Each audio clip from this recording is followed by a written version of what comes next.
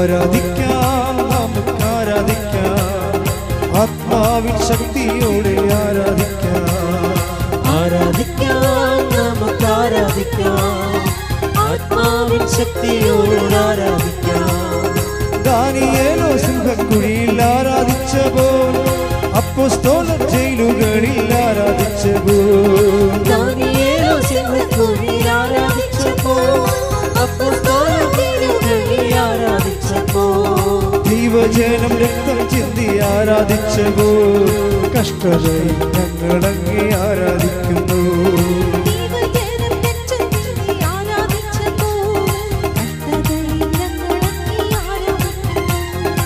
ആരാധിക്കാം, നമുക്ക് ആരാധിക്കാം, മാലാഖമാരൊന്നിച്ച് ആരാധിക്കാം. ആരാധിക്കാം, നമുക്ക് ആരാധിക്കാം, ആത്മാവിൻ ശക്തിയോടെ ആരാധിക്കാം. ഉടമ്പടി ജീവിതത്തിൻ്റെ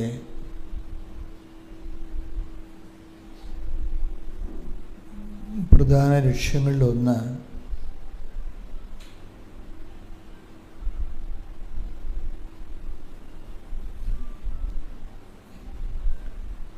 ജീവിതത്തിൻ്റെ വ്യത്യസ്തങ്ങളായ കാലാവസ്ഥകളിലെ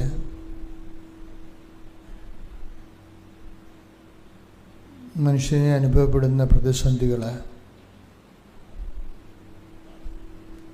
അതിനെ സുവിശേഷ വിഹിതമായി കൈകാര്യം ചെയ്യാനുള്ള പഠന മുറകളാണ് ഉടമ്പടിയിലുള്ളത്.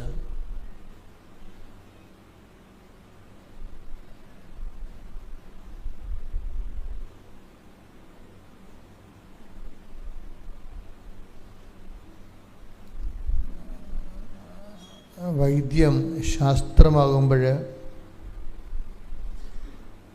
ഓരോരോ രോഗത്തിന് ഓരോരോ മരുന്നുകളും അതിൻ്റെ ഉപയോഗിക്കുന്ന വിധങ്ങളും ഡോസേജുകളും ഒക്കെ നമുക്ക് പരിചയമുള്ളതാണ്. അതുപോലെ തന്നെയാണ് ജീവിതത്തിലെ ഓരോരോ വിഷയത്തിനും ഓരോരോ പരിഹാര മാർഗങ്ങളാണ്.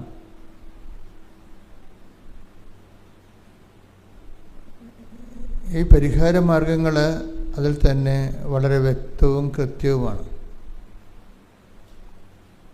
ഉടമ്പടിയിൽ വരുന്ന ഒരു ബിഗ് പോയിന്റ്, എല്ലാത്തിനും അതിൻ്റെ സ്ട്രെങ്ത്തും ഉണ്ടാവും, വീക്ക്നെസ്സും ഉണ്ടാവും.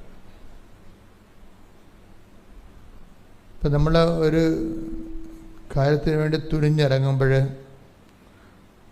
നമ്മളൊരു പേഴ്സണൽ അസസ്മെൻ്റ് നടത്തും, വ്യക്തിപരമായൊരു വിലയിരുത്തൽ, ഈ വിഷയം അഭിമുഖീകരിക്കാനുള്ള നമ്മുടെ സ്ട്രെങ്ത് എന്താണ്, നമ്മുടെ വീക്ക്നെസ് എന്താണ്, നമ്മൾ അസസ് ചെയ്യും.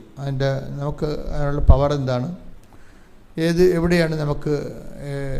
ഇപ്പോൾ പഠനത്തിൻ്റെ കാര്യം തന്നെ ചില പറയും, അച്ഛാ എനിക്ക് സ്പീക്ക് ചെയ്യാൻ പറ്റും, പക്ഷെ അവർ പറയണത് എനിക്ക് കേൾക്കാൻ എനിക്ക് കൃത്യമായിട്ട് കിട്ടത്തില്ലെന്ന് പറയും. അതുകൊണ്ട് ഹിയറിങ്ങിന് ഞാൻ പോവും. ഞാൻ റൈറ്റിങ്ങിന്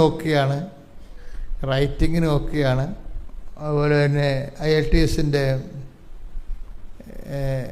സ്പീക്കിങ്ങിന് ഞാൻ ഓക്കെയാണ്, റീഡിങ്ങിന് ഞാൻ ഓക്കെയാണ്. പക്ഷേ അവരുടെ ഫോണറ്റിക്സ് എനിക്ക് മനസ്സിലാവണില്ല, അതുകൊണ്ട് റീഡിങ്ങിന് എനിക്ക് ക്യാച്ച് ചെയ്യാൻ പറ്റണില്ല എന്ന് പറയും. അതാണ് നമ്മുടെ വീക്ക്നെസ്. അപ്പോൾ സ്ട്രെങ്ത് എന്ന് പറയണത് നമ്മൾ ഓക്കെ ആണെന്ന് പറയുന്നതെല്ലാം നമ്മുടെ സ്ട്രെങ്താണ്. ഉടമ്പടിയിലും ഇതുപോലെ സ്ട്രെങ്ത് ആൻഡ് വീക്ക്നെസ് ഉണ്ട്. പ്രാർത്ഥനയ്ക്ക് നമ്മൾ ഓക്കെയാണ്, നമ്മൾ സ്ട്രെങ്ത് ഉണ്ട്, നമ്മൾ പ്രാർത്ഥിക്കും.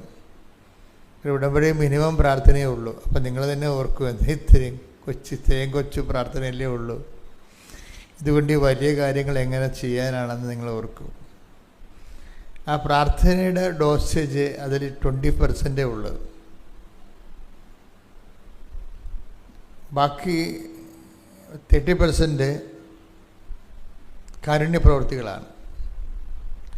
50% ഇവാഞ്ചലൈസേഷനാണ്, സുവിശേഷ വിശ്വാസ കൈമാറ്റം. എപ്പോഴും ഞാൻ പറയുന്നു, എല്ലാ ദിവസവും ഞാൻ പറയുന്നുണ്ട്, നിങ്ങളിതിനെ മുഴുവൻ ഒരു പ്രാർത്ഥനയാക്കി അങ്ങോട്ട് കൺവേർട്ട് ചെയ്യും. 80% പ്രാർത്ഥനയാക്കും. കാര്യം നമ്മൾ പരിചരിച്ചത് അതാണ്. പക്ഷെ ഉടമ്പടി വരുമ്പോൾ ഉണ്ടാകുന്ന ഒരു പ്രശ്നം, ഇതിൻ്റെ ഫോർമാറ്റ് നേരെ ഓപ്പോസിറ്റ് ചേഞ്ച് ചെയ്യുന്നുണ്ട്. അവൻ പറയുന്ന പോലെ ചെല്ലുകയല്ല നമ്മൾ ചെയ്യണത്, അവൻ പറയുന്ന പോലെ ചെയ്യുകയാണ്. അതിൻ്റെ കാരണം അതൊരു ഫോർമുലയാണ്. മനുഷ്യൻ രക്ഷപ്പെടാനും ഇല്ലായ്മയിൽ നിന്ന് രക്ഷപ്പെടാൻ വേണ്ടി പരിശുദ്ധ അമ്മയിലൂടെ ദൈവം വെളിപ്പെടുത്തിയ ഒരു പദ്ധതിയാണ് അവൻ പറയുന്ന പോലെ ചെയ്യുക. അത് എത്രയോ വർഷമായിട്ട് സഭയിൽ ആ വചനം സുവിശേഷം വായിക്കുന്നതാണ്. പക്ഷെ കൃപാസനത്തിൽ അത് വായിച്ചപ്പോൾ അതിൻ്റെ പാസ്വേഡ് കൂടി തന്ന്, പാസ്വേഡ് ഇല്ലാതെ നമുക്ക് എന്തുകൊണ്ടും ചെയ്യാമല്ലോ. ഫ്രീ ആയിട്ട് കിട്ടുന്ന ഒത്തിരിയേറെ സൈറ്റുകളുണ്ട്. പക്ഷെ ചിലതിന് നമ്മൾ പേയ്മെൻ്റാണ്, പൈസ കൊടുത്താൽ മാത്രമേ ഫർദറായിട്ട്. ഇപ്പോൾ നമുക്ക് ഒരു എസ്സേ, ഇപ്പോൾ ChatGPT ഒക്കെ നമുക്കൊരു എസ്സേ ഒക്കെ ഫോർമുലേറ്റ് ചെയ്യാൻ സഹായിക്കും. പക്ഷേ ചില പുസ്തകങ്ങളുടെ ആന്തരിക കണ്ടൻറ്റുകൾ വേണമെങ്കിൽ നമ്മൾ പേയ്മെൻറ്റ് നടത്തണം, പൈസ കൊടുത്താൽ മാത്രമേ കിട്ടത്തുള്ളൂ. ഇപ്പം വചനത്തിൻ്റെ ഒരു അവസ്ഥ അതാണ്. വചനം വായിക്കുമ്പോൾ കിട്ടുന്നതെല്ലാം ഫ്രീ ആയിട്ട് കിട്ടുന്നതാണ്. ഓരോ വചനത്തിനും പാസ്വേഡുണ്ട്, പേയ്മെൻറ്റ് നടത്തിയിട്ട് കിട്ടുന്നത്. കൃപാസനത്തിൽ ഈ 2:5 യോഹന്നാൻ്റെ സുവിശേഷം 2:5 അവൻ പറയണ പോലെ ചെയ്യുക എന്നുള്ള വാക്ക് 2000 വർഷങ്ങളായിട്ട് ഇവിടെ വായിക്കപ്പെടുന്നതാണ് സുവിശേഷത്തിലെ. പക്ഷെ അതിൻ്റെ അകത്തൊരു ഉടമ്പടി ഇരിപ്പുണ്ടെന്നുള്ളതാണ് കൃപാസനത്തിന് കിട്ടിയ പ്രത്യേക വെളിപാട്. അതിന് ശരിക്കും പേയ്മെൻ്റാണത്. അതെന്ത് പേയ്മെൻ്റ് വെച്ച് കഴിഞ്ഞാൽ ഞങ്ങളിവിടെ ചെയ്തത് 2003 ഒരു വർഷം മുഴുവനും അഖണ്ഡ ജപമാല 1000 മണി ജപമാല 6 ദിവസത്തെ മഴയെന്നൊക്കെ പറഞ്ഞ പോലെ 6 ദിവസത്തെ കൊന്തമുണ്ടായിരുന്നു ഇവിടെ. രാത്രിയും പകലും ജപമാല ചെല്ലും. ഒരു മണിക്കൂർ പോലും ഒരു മിനിറ്റ് പോലും കളയാതെ രാത്രിയും പകലും തോരാതെ ഇങ്ങനെ ജപമാല ചെല്ലുമായിരുന്നു ഇവിടെ. ഒരു കൂടാരമൊക്കെ കെട്ടിയിട്ട് അതിൻ്റെ അകത്തിരുന്ന് ഓരോരോ ഗ്രൂപ്പുകൾ വന്ന് അണമുറിയാതെ ഇങ്ങനെ ജപമാല ചെല്ലുമായിരുന്നു 2003. അത് ഒക്ടോബർ മാസം 25-ാം തീയതിയാണ് തുടങ്ങിയത്. പിറ്റേ കൊല്ലം ഒക്ടോബർ മാസത്തിലാണ് അത് തീരണത്. 2004 ആണ് ആ അണമുറിയാത്ത ജപമാല തീരണത്. അതിനുശേഷം 2004 ഒക്ടോബർ 25-ന് തീരുമ്പോൾ ഡിസംബർ ആയപ്പോൾ മാതാവ് പ്രത്യക്ഷപ്പെട്ടു. മാതാവ് പ്രത്യക്ഷപ്പെട്ടെങ്കിലും ദുരന്തം ഉണ്ടാകാൻ പോണ് പ്രാർത്ഥിക്കണമെന്നാണ് അമ്മ പറഞ്ഞത്. അപ്പോൾ സമയഘടികാരം നെഞ്ചിൽ ചാർത്തി സിൽവർ ഗ്രേയിലാണ് അമ്മ പ്രത്യക്ഷപ്പെടുന്നത്. ഇതിൻ്റെ വലിയ ഒരു ഇമ്പാക്റ്റ് ആ ദിവസങ്ങളിൽ ഇല്ലാതിരുന്നത്. എനിക്കാണെങ്കിൽ ഇത് ഇങ്ങനെ ലോകം മുഴുവൻ വ്യാപിപ്പിക്കേണ്ട ഒരു കാര്യമായിട്ട് തോന്നിയില്ല. തോന്നുന്നത് വെച്ചാൽ ആ പരുവക്കേടായിരുന്നു അന്നത്തെ കാലം. അതൊക്കെ ഇവിടെയൊക്കെ ഇത് തുടങ്ങി വരുന്നൊരു സമയമാണ്. അപ്പം അതുകൊണ്ട് സഭയിൽ നിന്ന് ചോദ്യങ്ങളുണ്ടാവും. ഇത് ആൾക്കാരെ കൂട്ടാൻ വേണ്ടി നിങ്ങൾ വല്ല തരികിട പരിപാടിയും കാണിക്കണമെന്ന് വിചാരിച്ചുകൊണ്ട്, അപ്പം എനിക്ക് ആ വിഷയത്തിൽ വല്ല സസ്പെൻഷനൊക്കെ വരുമെന്ന് വിചാരിച്ചുകൊണ്ട് ഞാനത് മിണ്ടാതെ അങ്ങനെ നടന്നു. ഈ ജനങ്ങളോട് പറഞ്ഞ് നമ്മൾ പ്രത്യക്ഷപ്പെട്ട കാര്യമെങ്കിലും പ്രചരിപ്പിച്ചില്ല. പിന്നെ 10 കൊല്ലം കഴിഞ്ഞ് 2014 അവസാനമായപ്പോൾ സെപ്റ്റംബർ ആയപ്പോൾ വാടിപ്പെട്ടി പോയി. അവിടെ വെച്ചാണ് എനിക്കവിടെ കയറാൻ പറ്റാത്ത അമ്മയുടെ സന്നിധാനം, അവിടെ മാതാവ് പ്രത്യക്ഷപ്പെട്ടതാണ്. അപ്പോൾ അവിടെ സന്നിധാനത്തിൽ കയറാൻ പറ്റാത്ത ഒരു മാനസികാവസ്ഥ വന്ന് ഞാൻ ഡൗൺ ആയിട്ട് അങ്ങനെ പുറത്ത് നിൽക്കുകയാണ്. വിജയകുമാറിനെ കൊണ്ട് ഞാൻ നേർച്ചയിടിച്ചിട്ട് തിരിച്ചു പോന്നു. വിജയകുമാർ എന്നോട് ചോദിച്ചു എന്തുകൊണ്ടാണ് ഈ അച്ഛൻ കയറാത്തത്. അപ്പോൾ ഞാൻ പറഞ്ഞു എനിക്കിവിടെ കയറാൻ അനുവാദമില്ലെന്ന് പറയണം അമ്മ. ഇതിനേക്കാൾ വ്യക്തമായിട്ടാണ് കൃപാസനത്തിൽ പ്രത്യക്ഷപ്പെട്ടത്. നീ അത് പൂത്തിവെച്ചിരിക്കുന്ന കാരണം നിനക്ക് മരണസമയത്ത് ഇതിന് ഉത്തിരിപ്പ് കടവുണ്ടാകുമെന്ന്. കാര്യം അതെനിക്ക് പേടിയായിപ്പോയി. ഈ പ്രത്യക്ഷീകരണം ഇവിടെ പ്രഖ്യാപിക്കേണ്ട കാരണം ഇത്രയും എനിക്ക് വേറെ പ്രശ്നങ്ങളൊന്നുമില്ലായിരുന്നു. അതായത് എൻ്റെ മരണസമയത്ത് ദൈവം നടത്തിയ ഈ വലിയ കാര്യം ലോകത്തോട് പറയാതെ മരിച്ചാൽ അത് ഉത്തിരിപ്പ് കടമാകുമെന്ന് പറഞ്ഞപ്പോഴാണ് ഞാൻ പിന്നെ മുമ്പും പുറകും നോക്കാതെ ഇവിടെ വന്ന് 2015 അമ്മയെ പ്രതിഷ്ഠിച്ച്. അന്ന് പ്രതിഷ്ഠിച്ച മാതാവാണ് അവിടെ ഇരിക്കുന്നത്. അത് കൃപാസന മാതാവല്ല, ലൂർദ് മാതാവിൻ്റെ രൂപമാണ് നമ്മുടെ ഉണ്ടായിരുന്നത്. പിന്നീട് ഞാനൊരു രൂപം എനിക്ക് മനസ്സിലായില്ല, ഈ പൂർണ്ണ ലൈൻ അത് മോശമാണ്, ദൈവം വളരെ ശ്രദ്ധയോടുകൂടിയാണ് വിഷയം കൈകാര്യം ചെയ്യണതെന്ന് മനസ്സിലായപ്പോൾ ഞാൻ ന്യൂട്രായിട്ട് ആദ്യം ഒരു മാതാവ് 1987 എൻ്റെ മുറിയിൽ കൊണ്ടുവന്നായിരുന്നു. അന്ന് മുതലാണ് ഞാൻ മാതാവിലേക്ക് കുറച്ച് അടുത്തത്. ഞാൻ പ്രൈവറ്റ് പേഴ്സണൽ ജപമാലയൊക്കെ ചെല്ലാൻ തുടങ്ങിയത് അവിടെ വെച്ചാണ്. ഞാൻ ഈ മാതാവിൻ്റെ രൂപം കൊണ്ട് ചമ്പക്കുളത്ത് കൊടുത്തിട്ടും പറഞ്ഞ് ഞാനൊരു മാതാവിനെ കൃപാസനത്തിൽ കണ്ടായിരുന്നു. അത് സിൽവർ ഗ്രേ ആണ്, നടുക്ക് ക്രോക്ക് ഉണ്ടായിരുന്നു, 10-8 സൂചി കാണിച്ചിരുന്നു. എനിക്ക് ആ മാതാവിൻ്റെ രൂപം പോലെ അത് എനിക്ക് പറഞ്ഞു തരാനേ പറ്റത്തുള്ളൂ. അതുകൊണ്ട് എൻ്റെ കയ്യിലുള്ള രൂപം ഇതാണെന്ന് പറഞ്ഞ് ഞാനത് കൊടുത്തു. ചപ്പക്കുളത്ത് കൂടെ കൊടുത്തിട്ട് ഈ രൂപം ചെയ്യാൻ വേണ്ടി പറഞ്ഞു. അപ്പോൾ അതൊരു അങ്ങനെ ഒന്നും ഒരു ശില്പിയോട് പറയാൻ പറ്റത്തില്ല, അച്ഛന് വട്ടാണെന്ന് തോന്നും. കാര്യം ഞാൻ മനസ്സിലുള്ള രൂപം നിങ്ങൾ ചെയ്യണമെന്ന് പറഞ്ഞാൽ എങ്ങനെ ശരിയാണ്?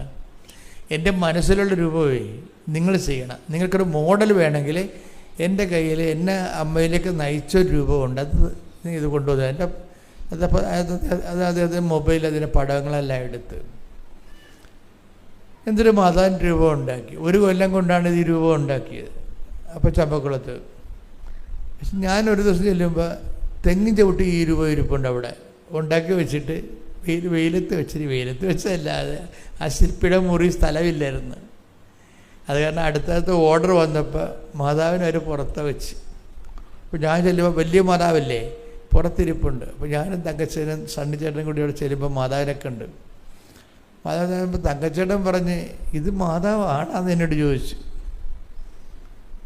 കാര്യം അന്ന് വേറെ ലുക്കായിരുന്നു. ഇന്ന് നിങ്ങൾ കാണുന്ന കൃപാസന മാതാവ് എൻ്റെ ലുക്കല്ലായിരുന്നു. ഇങ്ങനെ ഇത് ചോദിച്ചപ്പോൾ എനിക്കും തോന്നി, എനിക്കൊരു സംശയം തോന്നി, എന്തിങ്ങനെ ഇത് ചോദിച്ചല്ല, ഇങ്ങനെയല്ലല്ലോ ഞാൻ ഉദ്ദേശിച്ചതെന്ന്. പക്ഷേ ഞാൻ ഇവിടെ കൊണ്ടുവന്ന് മാതാവിനെ വെച്ചതിന് ശേഷം ഇതുപോലെയൊക്കെയുള്ള ഒരു സെറ്റപ്പ് ഉണ്ടാക്കി. അപ്പോൾ ഞാൻ ഈ പള്ളിയിലിരിക്കുകയാണ്. മാതാവിനെ കൊണ്ടുവന്ന് വെച്ചതിന് ശേഷം ഞാനൊരു ദിവസം സന്ധ്യയ്ക്ക് ഇവിടെ വന്ന് സന്ധ്യയ്ക്ക് ഇടുന്നപ്പോൾ ഇവിടെയെല്ലാം ഇരുട്ടാണ്, മാതാവിൻ്റെ മുഖത്ത് മാത്രം ലൈറ്റ് കിടപ്പുണ്ട്. അപ്പോൾ ഞാനിങ്ങനെ മാതാവിലേക്ക് ഇങ്ങനെ കണ്ണ് ചിമ്മി അവിടെ നോക്കുമ്പോഴുണ്ട് അന്ന് പ്രത്യക്ഷപ്പെട്ട ഒരു കടുകിന് പോലും വ്യത്യാസമില്ലാത്ത അതേ മാതാവാണിത്. അപ്പം എനിക്ക് മനസ്സിലായി, കളി മാറുകയാണെന്ന് മനസ്സിലായി. കാര്യം ഞാൻ ഈ സ്വകാര്യമായിട്ട് ഈ അമ്മയുടെ കൂടെ സഞ്ചരിക്കുമ്പോൾ എനിക്കുണ്ടാകുന്ന വ്യക്തിപരമായ അനുഭവങ്ങളാണ് നിങ്ങളോട് പറയണത്. അപ്പം മനസ്സിലായി ഇത് അമ്മ കരുതിക്കൂട്ടി ഇറങ്ങിയിരിക്കുകയാണ്, കളി മാറുകയാണെന്ന് മനസ്സിലായി. കാര്യം ഞാനിത് ഈ പ്രത്യക്ഷീകരണം സഭയെ പേടിച്ച് ആവശ്യമില്ലാത്തൊരു വേസ്റ്റ് പേടിക്കലായിട്ട് ഞാനിത് പതുക്കി വെച്ചിരിക്കുകയായിരുന്നു. അമ്മ ഇപ്പോൾ വിഷയം നേരിട്ട് ഏറ്റെടുത്ത്, സെൻട്രൽ കമ്മിറ്റി നേരിട്ട് വിഷയം ഏറ്റെടുത്ത്. അപ്പോഴെനിക്ക് വാടിപ്പെട്ടി വെച്ചൊരു പ്രത്യക്ഷീകരണ പ്രാർത്ഥന തന്നായിരുന്നു. അതിൻ്റെ പരിഷ്കരിച്ച രൂപമാണ് ഇപ്പം നിങ്ങൾ വായിക്കണത്, പ്രത്യക്ഷീകരണ പ്രാർത്ഥന ഉൾപ്പെടെ. അവിടെ അമ്മയുടെ പ്രത്യക്ഷീകരണത്തിൻ്റെ അകത്ത് ഈ പ്രകൃതിയും ഇപ്പം കാർബണിൻ്റെ കളറല്ലേ ശരിക്കും പറഞ്ഞാൽ, കരിമേഘങ്ങളുടെ ഒരുതരം കളറും കലുഷിതമായ അന്ത്യകാലത്തിൻ്റെ നിറമാണ്. ഈ അന്ത്യകാലത്തിൻ്റെ നിറം, സമയത്തിൻ്റെ ചുരുക്കവും എല്ലാം ഈ വല്ലാത്ത വിഷയങ്ങളാണ്. ഇന്നുവരെ പ്രത്യക്ഷപ്പെട്ടിട്ടുള്ള പ്രത്യക്ഷീകരണങ്ങളിൽ ടോപ്പ് സീരിയസ് ആയിട്ടുള്ള ഡീപ്പായിട്ടുള്ള ഒരു വിഷയമാണിത്. അതനുസരിച്ച് തന്നെ വല്ലാത്ത അനുഭവങ്ങൾ വരാൻ തുടങ്ങി ആൾക്കാർക്ക്. ഈ പ്രത്യക്ഷീകരണ പ്രാർത്ഥന ചൊല്ലി അതിൻ്റെ പേരിൽ അമ്മ ആഗ്രഹിക്കുന്ന ഒരു കൃപാവര പദ്ധതി, അതായിരുന്നു ആദ്യത്തെ പ്രത്യക്ഷ പ്രാർത്ഥന. അമ്മ ആഗ്രഹിക്കുന്ന ഒരു കൃപാവര പദ്ധതി കൃപാസനത്തിലും ഞങ്ങളുടെ കുടുംബത്തിലും നിറവേറാൻ ഇടയാക്കണമേ. അതാണ് വാടിപ്പെട്ടി വെച്ച് കിട്ടിയ പ്രത്യക്ഷ പ്രാർത്ഥന. അതിനകത്ത് 8-10 ലൈനേ ഉള്ളൂ. അപ്പോൾ കൃപാവര പദ്ധതി കിട്ടിക്കഴിഞ്ഞപ്പോഴാണ് നമ്മൾ പിന്നീട് ആ പ്രാർത്ഥന മാറ്റിയിട്ട് പുതിയ പ്രാർത്ഥന ചെയ്തു തന്നത്. ഇപ്പോഴത്തെ പ്രാർത്ഥന ആദ്യത്തെ പ്രാർത്ഥനയല്ല. വാടിപ്പട്ടി വെച്ച് കിട്ടിയ പ്രാർത്ഥനയിൽ അമ്മ ആഗ്രഹിക്കുന്ന ഒരു കൃപാവര പദ്ധതി കൃപാസനത്തിലും ഞങ്ങളുടെ കുടുംബത്തിലും നിറവേറാൻ ഇടയാക്കണമെന്നാണ്. അത് മാത്രം പ്രാർത്ഥിച്ച് 6 മാസം പ്രാർത്ഥിച്ച് ആയിരക്കണക്കിന് മനുഷ്യർ പ്രാർത്ഥിച്ച് അമ്മ ആഗ്രഹിക്കുന്ന കൃപാവര പദ്ധതി കൃപാസനത്തിലും ഞങ്ങളുടെ കുടുംബത്തിലും നിറവേറാൻ ഇടയാക്കണമേ. അങ്ങനെ 6 മാസം പ്രാർത്ഥിച്ച് ഒരു ദിവസം വേളാങ്കണ്ണിയിൽ 90 ജപമാല ചൊല്ലിക്കൊണ്ട് നിൽക്കുമ്പോഴാണ് ഈ വിജയകുമാർ പറയണത്, എഗ്രിമെൻ്റ് എന്താണ് വെച്ചാന്ന് ചോദിച്ചു. എഗ്രിമെൻ്റ് ഞാൻ പറഞ്ഞു എന്താണ്?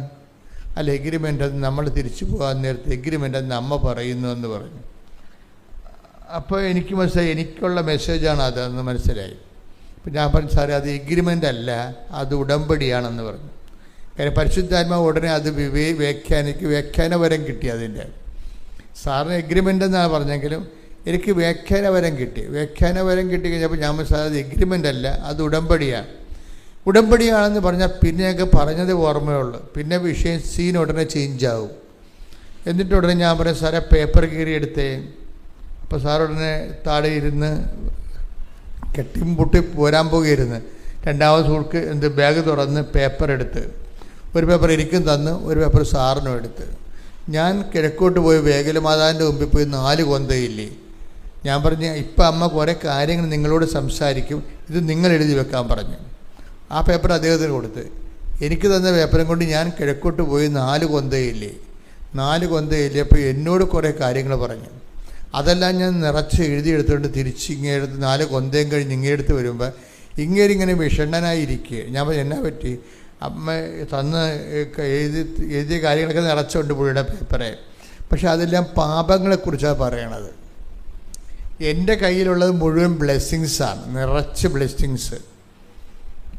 അപ്പോൾ ഇത് തമ്മിൽ ഒക്കണില്ല. പുള്ളിയുടെ കയ്യിലുള്ളത് പാപം, എൻ്റെ കയ്യിലുള്ള ബ്ലെസ്സിങ്സ്. ഞാനിങ്ങനെ കുറച്ച് നിറച്ച് വെച്ചിട്ട് വിശ്വാസപ്രമാണം ഞങ്ങൾ ഒരുമിച്ച് ചൊല്ലി. മലയാള പള്ളിയിൽ നിന്നുകൊണ്ട് വിശ്വാസപ്രമാണം ചൊല്ലി. ഇപ്പം എപ്പോഴും നമ്മൾ ശ്രദ്ധിക്കണം, എന്തും തുറന്ന് കിട്ടും. വിശ്വാസപ്രമാണം ഒരു താക്കോലാണ്, ഒരു താഴുമാണ്, ഒരു താക്കോലുമാണ്. വിശ്വാസപ്രമാണം കൊണ്ട് നമുക്ക് പൂട്ടുകയും ചെയ്യാം, തുറക്കുകയും ചെയ്യാം. അതെപ്പോഴും നമ്മൾ ശ്രദ്ധിച്ചിരിക്കണം. ഇപ്പം ചില കാര്യങ്ങൾക്ക് ഇപ്പോൾ നിങ്ങൾ വീട്ടിൽ നിന്ന് ഇറങ്ങിപ്പോരണം. വീട്ടിൽ നിന്ന് ഇറങ്ങിപ്പോകണമെങ്കിൽ ആ വീട് പൂട്ടണത് നിങ്ങൾ ആ വിശ്വാസപ്രമാണം ചൊല്ലി പൂട്ടിക്കളണം ആ വീട്. അപ്പം പിന്നെ ഒരു ചലിക്കത്തില്ല. അതിന് നമ്മളെ ഒരു പാമ്പ് പോലും കയറത്തില്ല അതിൻ്റെ അകത്ത്. അതുപോലെ തന്നെയാണ് തുറക്കണതും. ഇപ്പോൾ ഒരു കാര്യം മനസ്സിലായില്ലെങ്കിൽ ആദ്യം ചെയ്യേണ്ട വിശ്വാസപ്രമാണമാണ് ചൊല്ലണത്. ഇപ്പോൾ ഒരു കാര്യം മനസ്സിലാവണില്ല.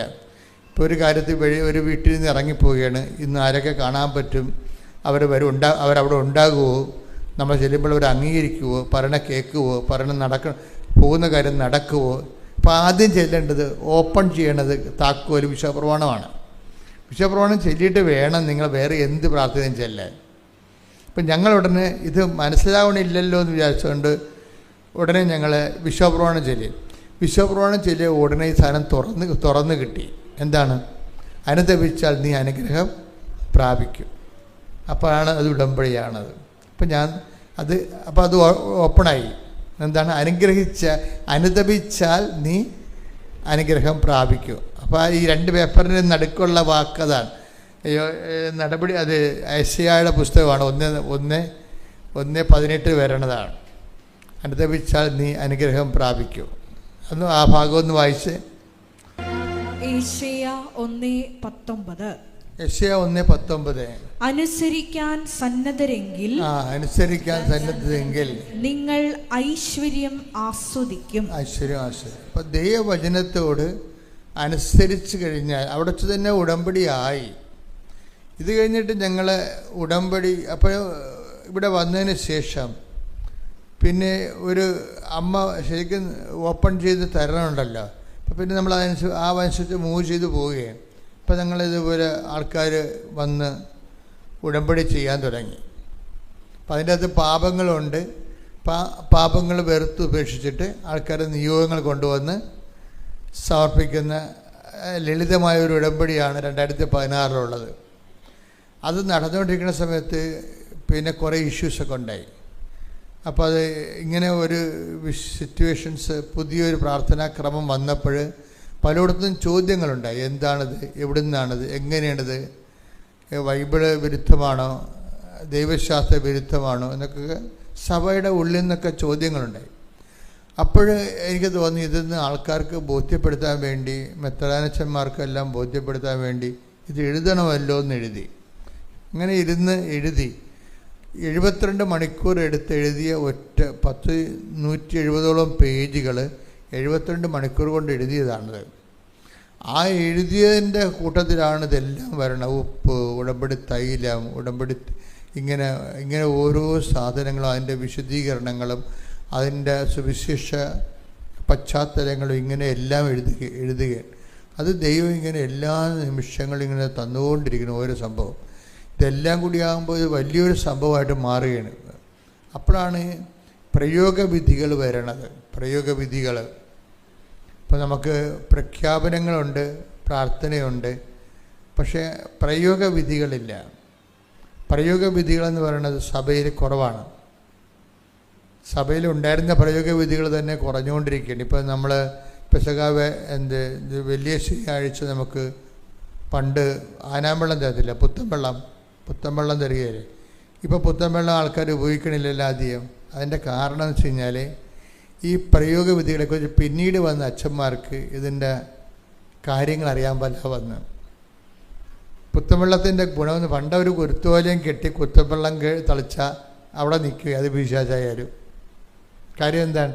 നമ്മുടെ അപ്പന്മാർക്ക് അറിയാമായിരുന്നു വിശ്വാസ പ്രമാണത്തിൻ്റെ പവർ എന്താണെന്ന്, പുത്തൻവെള്ളം എന്താണെന്ന് അറിയാമായിരുന്നു.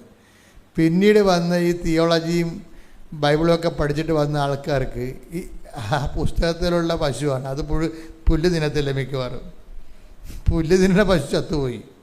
കാര്യം പാരമ്പര്യം അറിയത്തില്ല. സഭയെ അനുഷ്ഠിച്ച് പോകുന്ന ഒരു പാരമ്പര്യമുണ്ട്. ഒരു മരുന്നെടുത്താൽ പോലും അമ്മമാർ വിശ്വപ്രമാണം ചൊല്ലി 3 കുരിശിനകത്തിടും. ഇപ്പോഴത്തെ അമ്മമാരിടുവാന്ന് നമുക്കറിയത്തില്ല. പഴയ അമ്മമാർ കുഞ്ഞുങ്ങൾക്ക് മരുന്ന് കൊടുക്കുമ്പോൾ മരുന്നല്ല കാര്യം, കർത്താവാണെന്ന് അറിഞ്ഞുകൊണ്ട് തന്നെ അവർ അതിൻ്റെ പുറത്ത് കുരിശിട്ടിട്ട് മാത്രമേ മരുന്ന് കൊടുക്കത്തുള്ളൂ. കാര്യം അത് പാരമ്പര്യമാണ്. അത് അനുഷ്ഠിച്ചിരുന്ന ഒരു കാലവും ആ ഒരു തലമുറയൊക്കെ മണ്ണടിഞ്ഞു പോയി. സഭയുടെ അകത്തും പുറത്തും ഈ മണ്ണടിച്ചിൽ ഉണ്ടായിട്ടുണ്ട്.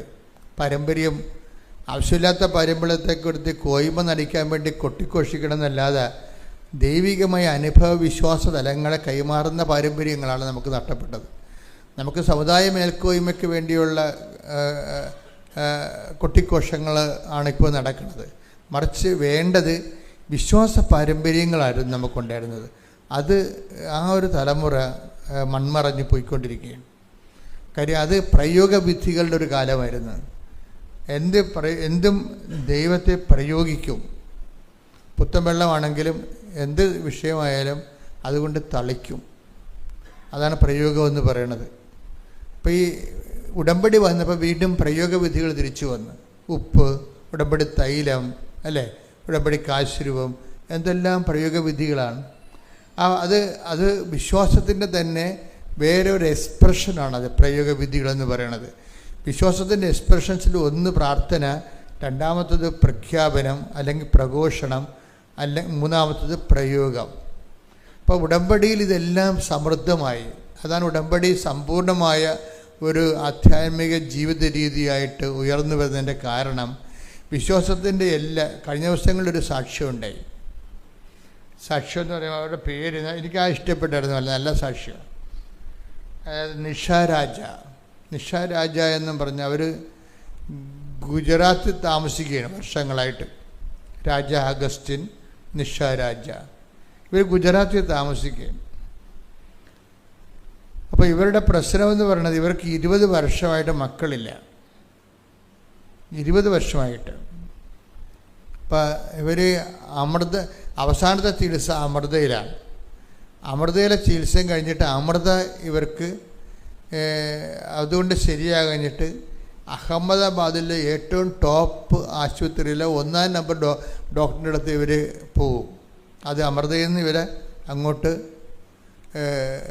റെക്കമെൻഡ് ചെയ്യണതാണ്. അഹമ്മദാബാദിലെ 1ാം നമ്പർ ഡോക്ടറിൻ്റെ അടുത്ത് പോയിട്ട് അവരിവരെ അക്കോമഡേറ്റ് ചെയ്യും. പക്ഷേ അവരുടെ ഈ 20 കൊല്ലം 20ാമത്തെ കൊല്ലം അങ്ങേരുടെ ചികിത്സയായിട്ട് ഒരു മക്കളില്ല. പിന്നെ അവർ ചികിത്സ നിർത്തി. ചികിത്സ നിർത്തുമ്പോൾ എന്താണ്, 22 ഡോക്ടർമാരുടെ ഫയലാണ് ഇരിക്കണ കയ്യിൽ. ഇത്രയും നാളിനുള്ളിൽ ഇതിനുള്ളിൽ ഒരു പ്രാവശ്യം കുഞ്ഞിനെ 9 മാസം കുഞ്ഞിനെ 9 മാസമുള്ള കുഞ്ഞിനെ പ്രസവിച്ച് വരെ, പക്ഷേ ചത്ത് കിടക്കിയിരുന്നു കൊച്ച്, ചത്താണ് പ്രസവിച്ചത്. പിന്നെ മിസ്കാരേജ് ഉണ്ടായി, 6 പ്രാവശ്യം അബോർഷനായി. കുഞ്ഞുണ്ടാകും, 1-ാം മാസമോ 2-ാം മാസമോ അബോർട്ടായി പോകും. പിന്നെ IVF, അങ്ങനെ പല പരിപാടികളൊക്കെ ആയിട്ട് ഇങ്ങനെ ലക്ഷക്കണക്കിന് രൂപയാണ് ഇതിന് മുടക്കണത് ഇങ്ങനെ. എന്നിട്ട് എന്തോ ഒരു എത്ര കാലം ആശുപത്രി കിടപ്പാണ് ഒരു കുഞ്ഞിന് വേണ്ടി, എത്ര കാലത്തെ ആശുപത്രി കിടപ്പാണ്. ലക്ഷക്കണക്കിന് രൂപയാണ് ഇവരിതിനു വേണ്ടി മുടക്കണത്. മുടക്കി 22 ഡോക്ടേഴ്സിൻ്റെ ഫയലാണ് അവിടെ കയ്യിലിരിക്കുന്നത്. ഒരു പെട്ടി ഫയലാണ് ഒരു കുഞ്ഞ് ജനിക്കാൻ വേണ്ടി ഒരു വൈദ്യശാസ്ത്രം മുടക്കിയിരിക്കുന്നത്. ഒടുവിലെല്ലാം പരാജയപ്പെട്ട് ഒടുവിൽ കൃപാസനത്തിൽ വരും. കൃപാസനത്തിൽ വരുമ്പോൾ എന്താ സംഭവിക്കണത്, ഒരു ഉടമ്പടി എടുക്കും. ഉടമ്പടി എടുത്തിട്ട് അവിടെ സീരിയസ് ആയിട്ട് എടുക്കുമ്പോൾ എനിക്ക് കർത്താവ് തന്ന ഒരു പ്രാർത്ഥനയുണ്ട്. എന്താണ്, ഇവർ ഇവിടെ വരുമ്പോൾ, മക്കളില്ലാത്തവർ ഇവിടെ വരുമ്പോൾ അവർക്ക് വേണ്ടിയുള്ള ഒരു എല്ലാത്തിനും വേണ്ടി പ്രാർത്ഥനയുണ്ട്. നിങ്ങൾ വിദേശത്ത് യാത്ര ചെയ്ത് പോകണമെങ്കിൽ കൃപാസനത്തിൽ അമ്മ തന്ന ഒരു പ്രാർത്ഥനയുണ്ട്. ആ പ്രാർത്ഥനയാണ് ചെയ്യണത്. നിങ്ങളുടെ വലത്തും ഇടത്തും വീട്ടിലും വഴിയിലും ജലത്തിലും കരയിലും മുകളിലും ഹൃദയത്തിലും കർത്താവിൻ്റെ സാന്നിധ്യവും സഹവാസവും സ്പർശം ഉണ്ടാവട്ടെ. നിങ്ങളുടെ യാത്ര, നിങ്ങളുടെ അവിചാരിതമായ അപകടങ്ങൾ, ആകസ്മിക സങ്കടങ്ങളിൽ നിന്ന് കർത്താവ് നിങ്ങളെ മോചിപ്പിക്കട്ടെ. അങ്ങനെ തുടങ്ങുന്നൊരു പ്രാർത്ഥനയാണത്. അപ്പോൾ അതെല്ലാം ബ്ലോക്ക് ചെയ്താൽ വരാനുള്ള തകർച്ചകളെ വരെ ബ്ലോക്ക് ചെയ്താൽ പ്രാർത്ഥിക്കണേ. അതുപോലെ തന്നെ മക്കളില്ലാത്തവർക്കൊരു പ്രാർത്ഥന ഉണ്ട്. മക്കളില്ലാത്തവർ പ്രാർത്ഥന, നിങ്ങളുടെ രക്തത്തിൽ പറയുന്ന കുഞ്ഞുമായി കൃപാസനം അൾത്താറെ, എൻ്റെ 39 വർഷത്തെ പൗരോഹിത്യത്തിൻ്റെ യോഗ്യതയായ കൃപാസനം അൾത്താറെ പ്രത്യക്ഷപ്പെട്ട മാതാവിൻ്റെ പ്രത്യക്ഷീകരണത്തിൻ്റെ സ്ഥിരീകരണത്തെ നിൻ്റെ രക്തത്തിൽ പറയുന്ന കുഞ്ഞുമായി അൾത്താറെ കയറാൻ കർത്താവ് നിന്നെ അനുവദിക്കട്ടെ. അതാണ് പ്രാർത്ഥന. അതെല്ലാവർക്കും കൊടുക്കണം. അത് ഞാൻ എഴുതിയുണ്ടാക്കിയത്, ഇങ്ങനെ ചിന്തിച്ചുണ്ടാക്കിയതല്ല. അതിങ്ങനെ ആൾക്കാരെ കാണുമ്പോൾ പരിശുദ്ധാത്മാവ് തരും ഓരോ പ്രാർത്ഥനകൾ. അതിപ്പോൾ അതെല്ലാം ഓരോ പ്രാർത്ഥനയായിരിക്കും. അതൊന്നും പ്രിൻ്റ് ചെയ്ത് വെച്ചിട്ടില്ല. അങ്ങനെ പ്രിൻ്റ് ചെയ്ത ആൾക്കാർക്ക് കൊടുക്കുന്ന പ്രാർത്ഥന അല്ലത്. അൾത്താറയിൽ അഭിഷേക വിധി പ്രകാരം ആ വ്യക്തികൾക്ക് ഉണ്ടാകുന്ന പ്രത്യേക വിഷയത്തിന് വേണ്ടി ദൈവം നൽകുന്ന പ്രത്യേക പ്രാർത്ഥന. പക്ഷേ അത് ഇവർക്ക് അഭിഷേകമായി. ഈ നിഷരാജ എന്ന് പറഞ്ഞ ലേഡിക്ക് 20 വർഷത്തെ ഈ പ്രസവയാത്ര, ഗർഭം ഒരു കുഞ്ഞിന് വേണ്ടിയുള്ള ഈ രക്തസാക്ഷിത്വ യാത്രയിൽ അവസാനം കിട്ടിയ ഈ പ്രാർത്ഥന അവർക്ക് അഭിഷേകമായി. അറിവാണ് നമുക്കെല്ലാവരും കിട്ടുന്നത്. അത് അഭിഷേക വിധിയിലേക്ക് ചെല്ലുമ്പോൾ ആന്തരിക ബോധ്യം കിട്ടും.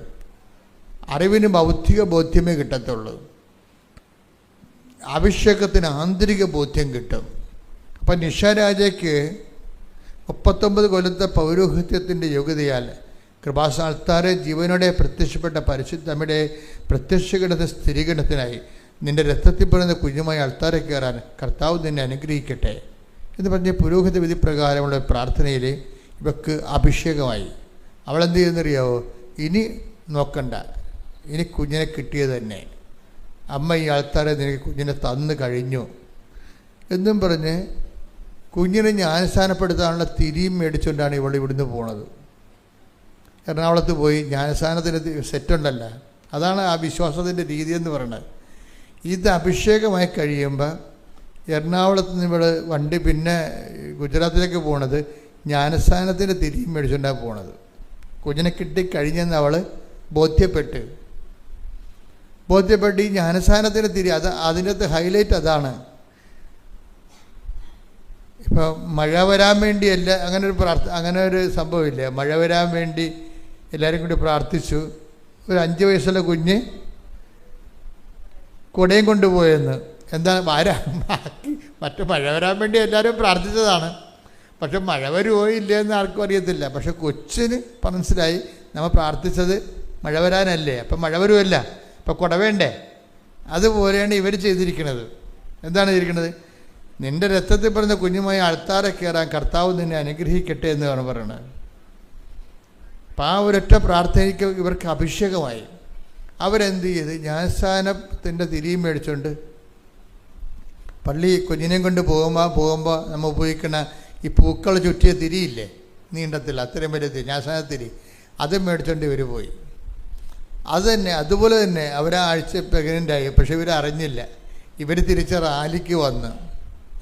റാലിക്ക് വരാൻ കാരണം ഇവർ പോയി കഴിഞ്ഞ് ഇവർക്ക് ഒരു ദിവസം രാത്രി ഈ നിഷ രാജയ്ക്ക് ഒരു സ്വപ്നം ഉണ്ടായി. സ്വപ്നം ഉണ്ടായെന്ന് വെച്ചാൽ ഒരു മാതാവ് എല്ലാവർക്കും മക്കളെ കൊടുത്തുകൊണ്ടിരിക്കുകയാണ്. അപ്പോൾ ഒരു ചോരക്കുഞ്ഞിനെടുത്ത് ഇവളുടെ കയ്യിൽ കൊടുത്ത്. അപ്പോൾ അവൾ പറയണത് അത് കൃപാസനം മാതാവല്ല തന്നതെന്നാണ് പറയണത്. കൃപാസനം മാതാവിൻ്റെ ലക്ഷണമൊക്കെയാണ്, പക്ഷെ ഇത്രയും ചെറുപ്പമല്ല. ഒരു പ്രായമുള്ള കൃപാസനം മാതാവാണ് എനിക്ക് ചോരക്കുഞ്ഞിനെ തന്നത്. അപ്പം അതിൻ്റെ അകത്ത് മാത്രമേ സ്പെല്ലിങ് മിസ്റ്റേക്ക് ഉള്ളൂ, ബാക്കിയെല്ലാം ഓക്കെയാണ്. കൃപാസനം മാതാവ് ഡ്രസ്സുണ്ട്, എല്ലാ കാര്യം ശരിയാണ്. എനിക്ക് കുഞ്ഞിനെ തന്ന കൃപാസനം മാതാവാണ്. പക്ഷേ ഈ കൃപാസനം മാതാവല്ല, അതിത്തിരി പ്രായമുള്ള കൃപാസനം മാതാവ്. ഇത് ഏത് കൃപാസനം മാതാവാണെന്ന് അറിയാൻ പാടുന്നു. ഇവളെ അതിനുശേഷം തിരിച്ച് റാലിക്ക് വന്ന്, ഇപ്പോൾ നമ്മൾ റാലി തുടങ്ങാൻ പോവുകയാണല്ലേ ഇരുപത്. അപ്പോൾ റാലിക്ക് വന്നപ്പോൾ ഇവൾ പ്രഗ്നൻ്റ് ആണ്, ഇവൾക്ക് അറിയത്തില്ലായിരുന്നു. റാലിക്ക് എഴുന്നള്ളിക്കണ കൃപാസനം മാതാവുണ്ട്. അത് നോക്കിയപ്പോൾ ഇവിടെ കണ്ണ് നിറഞ്ഞു പോയി. എന്താ കാര്യം? ഈ മാതാവാണ് എനിക്ക് സ്വപ്നത്തിൽ പ്രത്യക്ഷപ്പെട്ടത്. സ്ഥിരീകരണമാണത്, സംഭവം സ്ഥിരീകരണമാണ്. അപ്പോൾ ഒരു കുഴപ്പമില്ല. ഇടയ്ക്കൊരു ചെറിയൊരു ആ കുഞ്ഞിനൊരു കുഴപ്പമുണ്ടായി. അപ്പോൾ ഭർത്താവ് 100 ദിവസം ഉപവാസം പ്രഖ്യാപിച്ചു. ഇടയ്ക്ക് എന്തോ കുഞ്ഞിന് ഒരു ചെറിയ അവർക്ക് ബ്ലീഡിങ് ഉണ്ടായി. അതായത് കുഞ്ഞിൻ്റെ 7-ാം മാസം കുഞ്ഞിൻ്റെ ലങ്സ് ഉറക്കാൻ വേണ്ടി ഒരു ഇഞ്ചക്ഷൻ ഉണ്ടല്ലോ, അത് തള്ളക്ക് ആ ഇഞ്ചക്ഷൻ എടുത്തപ്പോൾ അവർക്ക് ബ്ലീഡിങ് ഉണ്ടായി. അപ്പോൾ ഭർത്താവ് 100 ദിവസത്തെ ഉപവാസം പ്രഖ്യാപിച്ചു. അപ്പോൾ കുഞ്ഞ് ജനിച്ചു കഴിഞ്ഞു, അയാൾ ഉപവാസത്തിലായിരുന്നു. അപ്പം ഇങ്ങനെയാണ് നിങ്ങളെന്താ ഓരോരുത്തരുമേ ദൈവതിരുസന്നിധിയിൽ ദൈവത്തെ സീരിയസ് ആയിട്ട് കണ്ടിട്ടാണ് ഇങ്ങനെ ആൾക്കാർ ജീവിക്കുന്നത്. അല്ല വല്ലതും കൊണ്ട് വല്ലതൊക്കെ കാണിച്ച് വെച്ച് ഉടമ്പടി നിങ്ങൾ ഉഴപ്പരുത്. ശരിക്കും ഈ ഉടമ്പടി എടുക്കുന്ന ആൾക്കാരുടെ ജീവിത രീതികൾ നീ നോക്കണം. അപ്പോൾ ഭാര്യയ്ക്ക് ബ്ലീഡിങ് ആണെന്ന് കണ്ടപ്പോൾ ഭർത്താവ് 100 ദിവസത്തെ ഉപവാസം പ്രഖ്യാപിക്കുകയാണ്, ഒരു നേരം ഉപവാസം. അപ്പോൾ എന്താ പ്രശ്നം വെച്ചാൽ ദൈവത്തിന് തോന്നുന്നു നമ്മൾ സീരിയസ് ആണെന്ന്. നമ്മൾ ഒക്കട്ടെ കിട്ടിയ കൂട്ടി പോയ ചട്ടിയെന്നും പറഞ്ഞുകൊണ്ട് നിങ്ങൾ ഒപ്പിച്ചുണ്ടാക്കാൻ പോകുമ്പോഴാണ് ഉടമ്പടി തിരിച്ചടിക്കണത്. ആ ദൈവത്തിനെ പരീക്ഷിക്കണമല്ലേ. നിങ്ങൾ ഉടമ്പടി എടുത്തിട്ടും നിങ്ങളുടെ തോന്നിയവാസം പോലെ നിങ്ങൾ ചിലത് ചെയ്തില്ല, അങ്ങനെയൊക്കെ വരുമ്പോഴും അതിൻ്റെ അത് ചിലത് ചെയ്തില്ലെന്ന് പറഞ്ഞാൽ അത് ഉടമ്പടി വർക്കൗട്ട് ചെയ്യത്തില്ല. ഇപ്പോൾ ഒരെണ്ണം ചെയ്തില്ലെങ്കിൽ എല്ലാം ചെയ്യാത്തതുപോലെ വരും. ഞാൻ പറഞ്ഞില്ലേ, അതായത് ഇപ്പോൾ നിങ്ങൾ റീഡിങ്ങിന് പോയെന്ന് പറഞ്ഞു കഴിഞ്ഞാൽ റീഡിങ്ങിന് മൊത്തം IELTS തോറ്റ പോലെയായി. IELTS പരീക്ഷയ്ക്ക് നിങ്ങൾക്ക് റീഡിങ്ങിന് നിങ്ങൾ തോറ്റു, ബാക്കി സ്പീക്കിംഗ് കുഴപ്പമില്ല എന്ന് പറഞ്ഞു കഴിഞ്ഞാൽ നിങ്ങൾ തോറ്റതുപോലെയായി. അതുകൊണ്ട് നിങ്ങൾക്ക് ഇത് കയറിപ്പോകാനൊന്നും പറ്റത്തില്ല. അതുപോലെ തന്നെ ഉടമ്പടിയിൽ കുറേ കാര്യങ്ങളുണ്ട്. അതിൽ കുറച്ച് ചെയ്ത് നിങ്ങൾക്ക് സൗകര്യപ്പെടുന്നത് ചെയ്ത് സൗകര്യപ്പെടാത്ത ചെയ്യാതെ ഇരിക്കുമ്പോൾ അത് മാറ്റി വയ്ക്കുമ്പോൾ ഇത് മൊത്തം ചെയ്യാത്തതുപോലെയായി. കാര്യം നിങ്ങൾക്ക് സൗകര്യപ്പെടുന്നത് ചെയ്യാൻ വേണ്ടിയല്ല ഉടമ്പടി എടുക്കുന്നത്. നിങ്ങളെപ്പോഴും ചിന്തിക്കേണ്ട ഒരു കാര്യം, ഇത് ലക്ഷക്കണക്കിന് മനുഷ്യർ പരീക്ഷിച്ച് വിജയിച്ച ഒരു ദൈവിക പദ്ധതിയാണ്. അതിലേക്ക് വരുമ്പോൾ നിങ്ങൾക്ക് ചിലപ്പോൾ ആദ്യകാലങ്ങളൊക്കെ ചിലപ്പോൾ ഉടമ്പടി അത്രയും അറിവില്ലാത്തതുകൊണ്ട് തെറ്റിപ്പോകാം. അതുകൊണ്ട് ഞാൻ എപ്പോഴും നിങ്ങളെ തിരുത്തുമ്പോൾ നിങ്ങൾ ഉടനെ അത് തിരുത്തി അതൊരു ഉടമ്പടി ഒരു വികാരമാക്കി മാറ്റണം. അപ്പോൾ അങ്ങനെ വരുമ്പോൾ ദൈവത്തിന് മനസ്സിലാകും വേറെ ഒരു പ്രശ്നവും ഉടമ്പടിയിലില്ല. നിങ്ങൾ ഉടമ്പടി സീരിയസ് ആണെന്ന് ദൈവത്തിന് ഒന്ന് മനസ്സിലായാൽ മതി. അതാണ് പ്രശ്നം. എന്തുകൊണ്ടാണ് ഉടമ്പടി നിങ്ങൾക്ക് ചിലർക്ക് ഫലിക്കാത്തതെന്ന് ചോദിച്ചു കഴിഞ്ഞാൽ, നിങ്ങളുടെ ഉടമ്പടി ചെയ്വനകൾ ദൈവത്തിന് നിങ്ങൾ സീരിയസ് ആണെന്ന് മനസ്സിലായിട്ടില്ല. കാര്യം അത് നിങ്ങൾക്ക് തന്നെ മനസ്സിലായിട്ടില്ല. അതാണ് കുഴപ്പം. അത് സീരിയസ് ആയിട്ടാണ് ചെയ്യണമെന്നുള്ളത് നിങ്ങൾക്ക് തന്നെ മനസ്സിലായില്ല. ഇപ്പോൾ വാഴ നനയുമ്പോൾ ചീര നനയാമെന്നും പറഞ്ഞുകൊണ്ട് നിങ്ങൾ അങ്ങോട്ടും ഇങ്ങോട്ടും പകുതി മകളെ അമ്മ ചെയ്ത് അങ്ങനെ അങ്ങോട്ടും ഇങ്ങോട്ടും നിങ്ങളുടെ സൗകര്യത്തിനനുസരിച്ച് വിഭജിക്കാനൊന്നും പറ്റത്തില്ല. ഉടമ്പടി ബൈ പേഴ്സണാണ് എടുക്കുന്നത്, വ്യക്തിയല്ല എടുക്കുന്നത്. അപ്പോൾ ആ വ്യക്തിക്കാണ് പൂർണ്ണ ഉത്തരവാദിത്വം. ആരാണ് ഉടമ്പടി എടുക്കുന്നത് ആ വ്യക്തിക്കാണ് ദൈവത്തോട് പൂർണ്ണ ഉത്തരവാദിത്വം ഉള്ളത്. അപ്പം അതുകൊണ്ട് തന്നെ ചെറുക്ക് ഉടമ്പടി എടുത്തു കഴിയുമ്പോൾ ഭയങ്കര സന്തോഷമാണ്. എന്താ കാര്യം? ഉറപ്പായ ഒരു കാര്യത്തിന് ദൈവമായിട്ട് ഒരു ഉടമ്പടിയിലായിരിക്കുന്നു എന്നുള്ളതല്ലേ എൻ്റെ ഏറ്റവും വലിയ കാര്യം എന്ന് പറയണത്. ഇപ്പം ഇത് മനുഷ്യനാണെങ്കിൽ ദൈവത്തോട് ഒത്തിരിയേറെ ചോദ്യങ്ങൾ മനുഷ്യൻ ഈശോ വന്നപ്പോൾ ദൈവത്തോട് ചോദിച്ചിട്ടുണ്ട്. അതിലൊരു ചോദ്യം മനുഷ്യൻ ദൈവത്തോട് ചോദിച്ചില്ലേ? ഈശോയോട് ഒരു ചോദ്യം ഈശോയോട് ചോദിച്ചത്, നിത്യജീവൻ പ്രാപിക്കാൻ ഞാൻ എന്ത് ചെയ്യണം? അത് ഈശോയോട് ചോദിച്ചൊരു ചോദ്യമാണ്. ഈശോ അതിന് ഉത്തരം പറയും. പിന്നെ ഈശോയെ കണ്ടപ്പോൾ വേറെ ഒരുത്തൻ ചോദിച്ചു, സ്വർഗരാജ്യത്ത് വലിയവനാകാൻ ഞാൻ എന്ത് ചെയ്യണം? അപ്പോൾ ഓരോരോ ചോദ്യങ്ങൾ ഈശോയോട് ചോദിച്ചു. വേറെ ഒരുത്തൻ ചോദിച്ചതെന്ന് വെച്ച് കഴിഞ്ഞാൽ, ദൈവഹിതപ്രകാരം ജീവിക്കാൻ ഞങ്ങൾ എന്ത് ചെയ്യണം? അങ്ങനൊരു ചോദ്യമുണ്ട്. എന്താ ചോദ്യം എന്ന് പറഞ്ഞാൽ, ദൈവഹിതപ്രകാരം ജീവിക്കാൻ ഞങ്ങൾ എന്ത് ചെയ്യണം? അതൊരു വലിയ ചോദ്യമാണ്. 6:28 വായിച്ച യോഹന്നാന്റെ സുവിശേഷം. യോഹന്നാൻ 6:28. അപ്പോൾ അവർ ചോദിച്ചു ദൈവഹിതമനുസരിച്ച് പ്രവർത്തിക്കുന്നവരാകാൻ ഞങ്ങൾ എന്ത് ചെയ്യണം? ആ ചോദ്യം കേട്ടില്ലേ? എന്ന് പറഞ്ഞ ദൈവഹിതമനുസരിച്ച് പ്രവർത്തിക്കുന്നവരാകാൻ,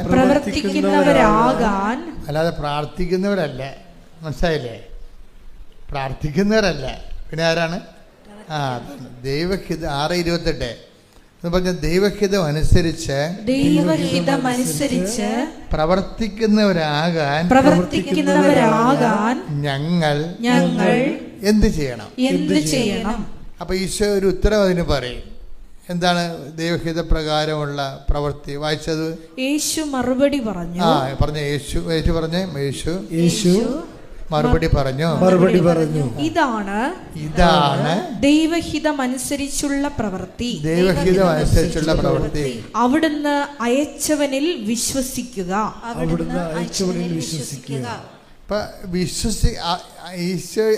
അവന് അയച്ചവനിൽ വിശ്വസിക്കുക എന്നുള്ളതാണ് ദൈവഹിതം അനുസരിച്ചുള്ള പ്രവൃത്തി. വിശ്വസിക്കണമെങ്കിൽ എന്ത് ചെയ്യണം? വിശ്വാസം എന്ത് ചെയ്യണം? നമ്മൾ ഇപ്പം അവനിൽ അയച്ചവന് വിശ്വസിക്കുക, അതാണ് ദൈവഹിതപ്രകാരമുള്ള പ്രവൃത്തി. അങ്ങനെ വിശ്വസിക്കണമെങ്കിൽ നമ്മൾ എന്ത് ചെയ്യണം? വിശ്വാസം പ്രവൃത്തികളാലാണ് നീതീകരിക്കപ്പെടുന്നത്. മനുഷ്യൻ വിശ്വാസം കൊണ്ട് മാത്രമല്ല പ്രവൃത്തികളാലുമാണ് നീതീകരിക്കപ്പെടുന്നതെന്ന് നിങ്ങൾ അറിയുന്നു. അപ്പം ഇതാണ് ദൈവഹിത പ്രകാരമുള്ള പ്രവൃത്തി. അവിടുന്ന് അയച്ചവന് വിശ്വസിക്കുക, അതല്ലേ നമ്മൾ കണ്ടത്. ഇപ്പം വിശ്വസിക്കുന്ന ഈശോയിൽ വിശ്വസിക്കുന്നു എന്ന് പറഞ്ഞാൽ വിശ്വസിക്കുന്നു പറഞ്ഞിട്ട് കാര്യമില്ല. എന്ത് ചെയ്യണം? എന്താണ് ഈ യാക്കോബ് 2:24 വർക്കൗട്ട് ചെയ്യണം. എന്താണ് അത്? ഒന്നൊരു വായിച്ചേ. മനുഷ്യൻ വിശ്വാസം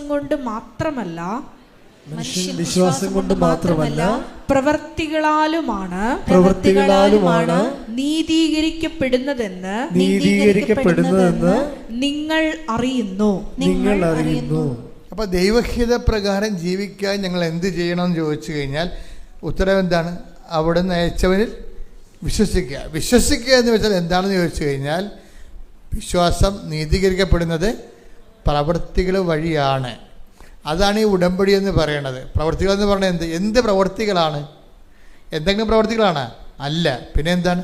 അവൻ പറയണ പോലെയുള്ള പ്രവൃത്തികൾ, അവൻ പറയണ പോലെ ചെയ്യുക, അതാണ് വിഷയം.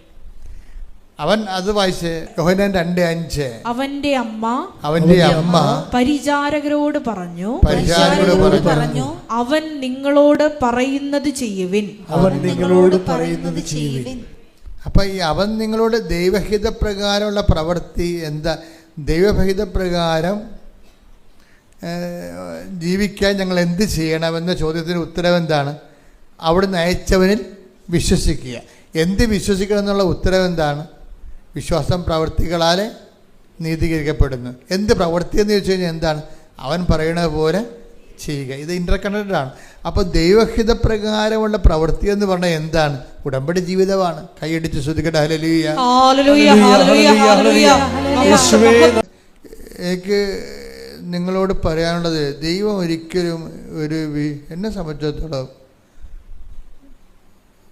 എനിക്ക് എൻ്റെ കാര്യമല്ലേ ഉറപ്പായിട്ട് പറയാൻ പറ്റത്തുള്ളൂ. ദൈവം ഒരു വിശ്വാസത്തിൻ്റെ സബ്ജക്റ്റേ അല്ല. ദൈവം ഒരു വിശ്വാസത്തിൻ്റെ സബ്ജക്റ്റ് ആകുന്നത് ആധ്യാത്മികതയുടെ ആദ്യ തലങ്ങളിൽ മാത്രമാണ്. പിന്നീട് നമ്മൾ വിശ്വസിക്കുകയല്ല, നമ്മൾ കാണുകയാണ്. ഉടമ്പടിയിൽ എന്നൊക്കെ പറയണത് ഇപ്പം തന്നെ ആ ചേച്ചിയുടെ അവർക്ക് ഈ അറിവ് അഭിഷേകമായിട്ട് മാറും.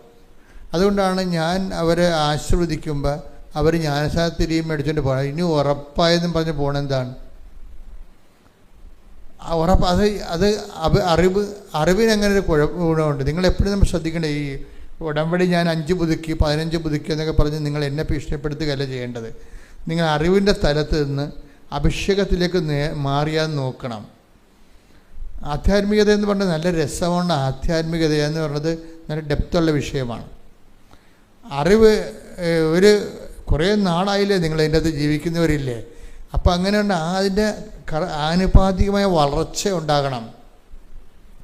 നിങ്ങൾക്ക് ചുറ്റും തീയുണ്ടാകും, പുകയുണ്ടാകും, നിങ്ങളുടെ മക്കൾ തോന്നിവാസികളാകും, അല്ലെങ്കിൽ നിങ്ങളുടെ വീട്ടിൽ ഭർത്താവ് വെള്ളമടിക്കാരനാകും, അല്ലെങ്കിൽ ഭാര്യ നിങ്ങളുടെ ആധ്യാത്മികം അംഗീകരിക്കാത്ത ആളാകും.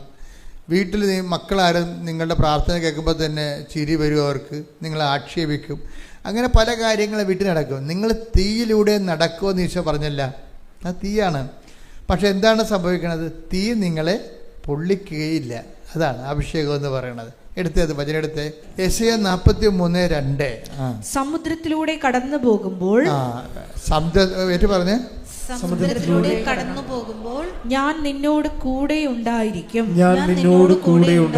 നദികൾ കടക്കുമ്പോൾ അത് നിന്നെ മുക്കിക്കളയുകയില്ല. അഗ്നിയിലൂടെ നടന്നാലും നിനക്ക് പൊള്ളലേൽക്കുകയില്ല. നടക്കത്തില്ലെന്നല്ല സംഭവം, നടക്കും. ഞാനും നടക്കും, നിങ്ങളും നടക്കും. കർത്താവും നടന്നതാണ്, അമ്മയും നടന്നതാണ്. ഇവരെല്ലാം അഗ്നിശോധന കഴിഞ്ഞ ആൾക്കാരാണ്. അഗ്നിശോധന എന്തിനാണ് വെച്ചിരിക്കുന്നത്? അഗ്നിശോധനയെ അതിലംഘിക്കാൻ വേണ്ടി വെച്ചിരിക്കുകയാണ്. അഗ്നിശോധനയുണ്ട്. നിങ്ങളും നടക്കും, ഞാനും നടക്കും. അമ്മ അഗ്നിയിലൂടെ നടന്നതാണ്, കർത്താവ് അഗ്നിയിലൂടെ നടന്നതാണ്. പക്ഷെ എന്താ പറഞ്ഞത്? നമുക്ക് തന്നിരിക്കുന്ന വാഗ്ദാനം എന്താണ്?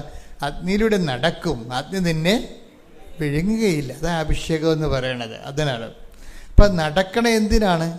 ഈ അഗ്നിയിലൂടെ നമ്മളെ നടത്തിക്കണ എന്തിനാണ്? നമ്മളെ പൊള്ളിക്കാനാണ്. എന്നിട്ട് കന്നേ കാളയെന്ന് പറഞ്ഞ് കാറി കൂവി നടക്കാൻ വേണ്ടിയാണ്? അല്ല. 1 Petrus 1:7. കാരണം അഗ്നിശോധനയെ അതിജീവിക്കുന്ന നശ്വരമായ സ്വർണത്തേക്കാൾ വിലയേറിയതായിരിക്കും പരീക്ഷകളെ അതിജീവിക്കുന്ന നിങ്ങളുടെ വിശ്വാസം. വിശ്വാസത്തിനെ അതിജീവിത വിശ്വാസമുണ്ട്, കേവല വിശ്വാസമുണ്ട്. കേവല വിശ്വാസത്തേക്കുള്ള അപ്ഗ്രേഡ് ചെയ്യാൻ വേണ്ടി നിങ്ങളുടെ വിശ്വാസത്തെ അതിജീവിത വിശ്വാസം ആക്കി മാറ്റാൻ survived faith, that is fidelity, persevering faith എന്നൊക്കെ പറയും. അതിജീവിത വിശ്വാസം. നിങ്ങളുടെ വിശ്വാസത്തെ അത് ടെസ്റ്റഡ് ഫെയ്ത്ത്, അതിൻ്റെ ഷുവർട്ടിയാണ്, എക്സലൻസിയാണ് അതിനകത്ത് വരുന്നത്. ഇപ്പം നിങ്ങൾ കടയിൽ നിന്ന് ചില ഇലക്ട്രോണിക്സ് ഉൽപ്പന്നം മേടിക്കുമ്പോൾ അതിലുണ്ടാകും എന്താണ്? ടെസ്റ്റഡ്. ഇത് ഞങ്ങൾ ടെസ്റ്റ് ചെയ്ത് നോക്കിയതാണെന്ന്.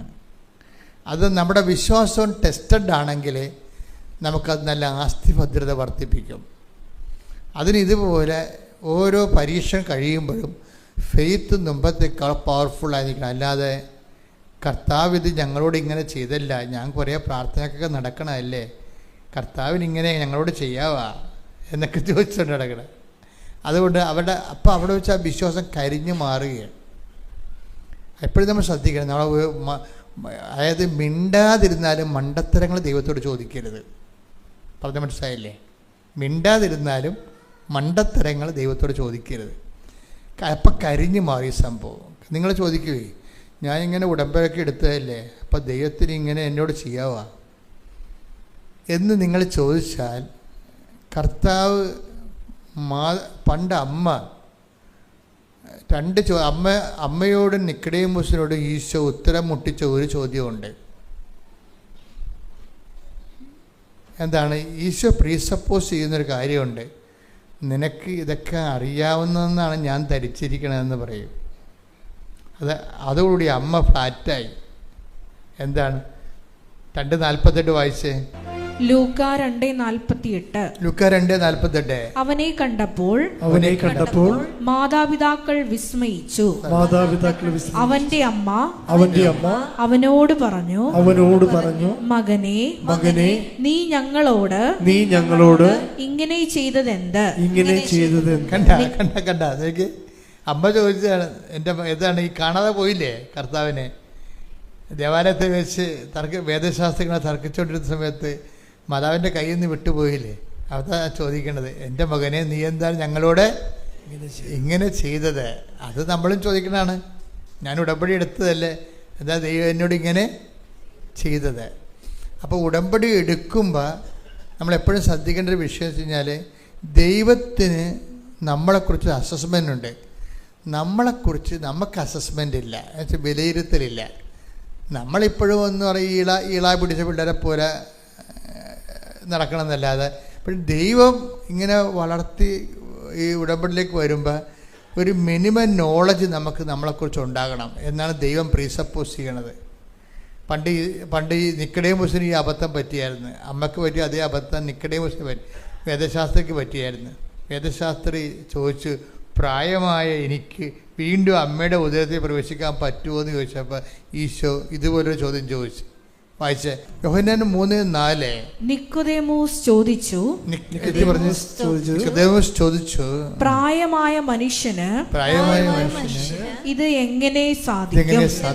അമ്മയുടെ ഉദരത്തിൽ വീണ്ടും പ്രവേശിച്ച് അവന് ജനിക്കുവാൻ കഴിയുമോ? ഈശോ എന്താ ചോദിച്ചത്? ഈശോയുടെ മറുപടി എന്താ? യോഹന്നാൻ 3:10. യേശു പറഞ്ഞു, നീ ഇസ്രായേലിലെ ഗുരുവല്ലേ? അതാണ് സംഭവം. ഈ പ്രീസപ്പോസ് ചെയ്യണം. നിനക്കിത് അറിയേണ്ടതല്ലേ? അമ്മയോട് ഇത് തന്നെയാണ് ചോദിച്ചിരിക്കുന്നത്, നിങ്ങളോട് ഇത് തന്നെ ചോദിക്കണത്, എന്നോട് ഇത് തന്നെ ചോദിക്കണത്. നീ ഇത്രയും നാൾ ക്രിസ്ത്യാനിയായിട്ട് ജീവിച്ച ആളല്ലേ? പാവത്തങ്ങൾ ആദ്യമായിട്ട് വരുന്നവർക്ക് കുഴപ്പമില്ല. പക്ഷേ നമുക്ക് കുറേ നാൾ ധ്യാനമൊക്കെ കൂടി വരുമ്പോൾ ഈ ചോദ്യം വരും. എന്താണ്? നീ എത്രയോ വർഷങ്ങളായി വചനത്തിൽ എൻ്റെ കൂടെ നടക്കുന്നു.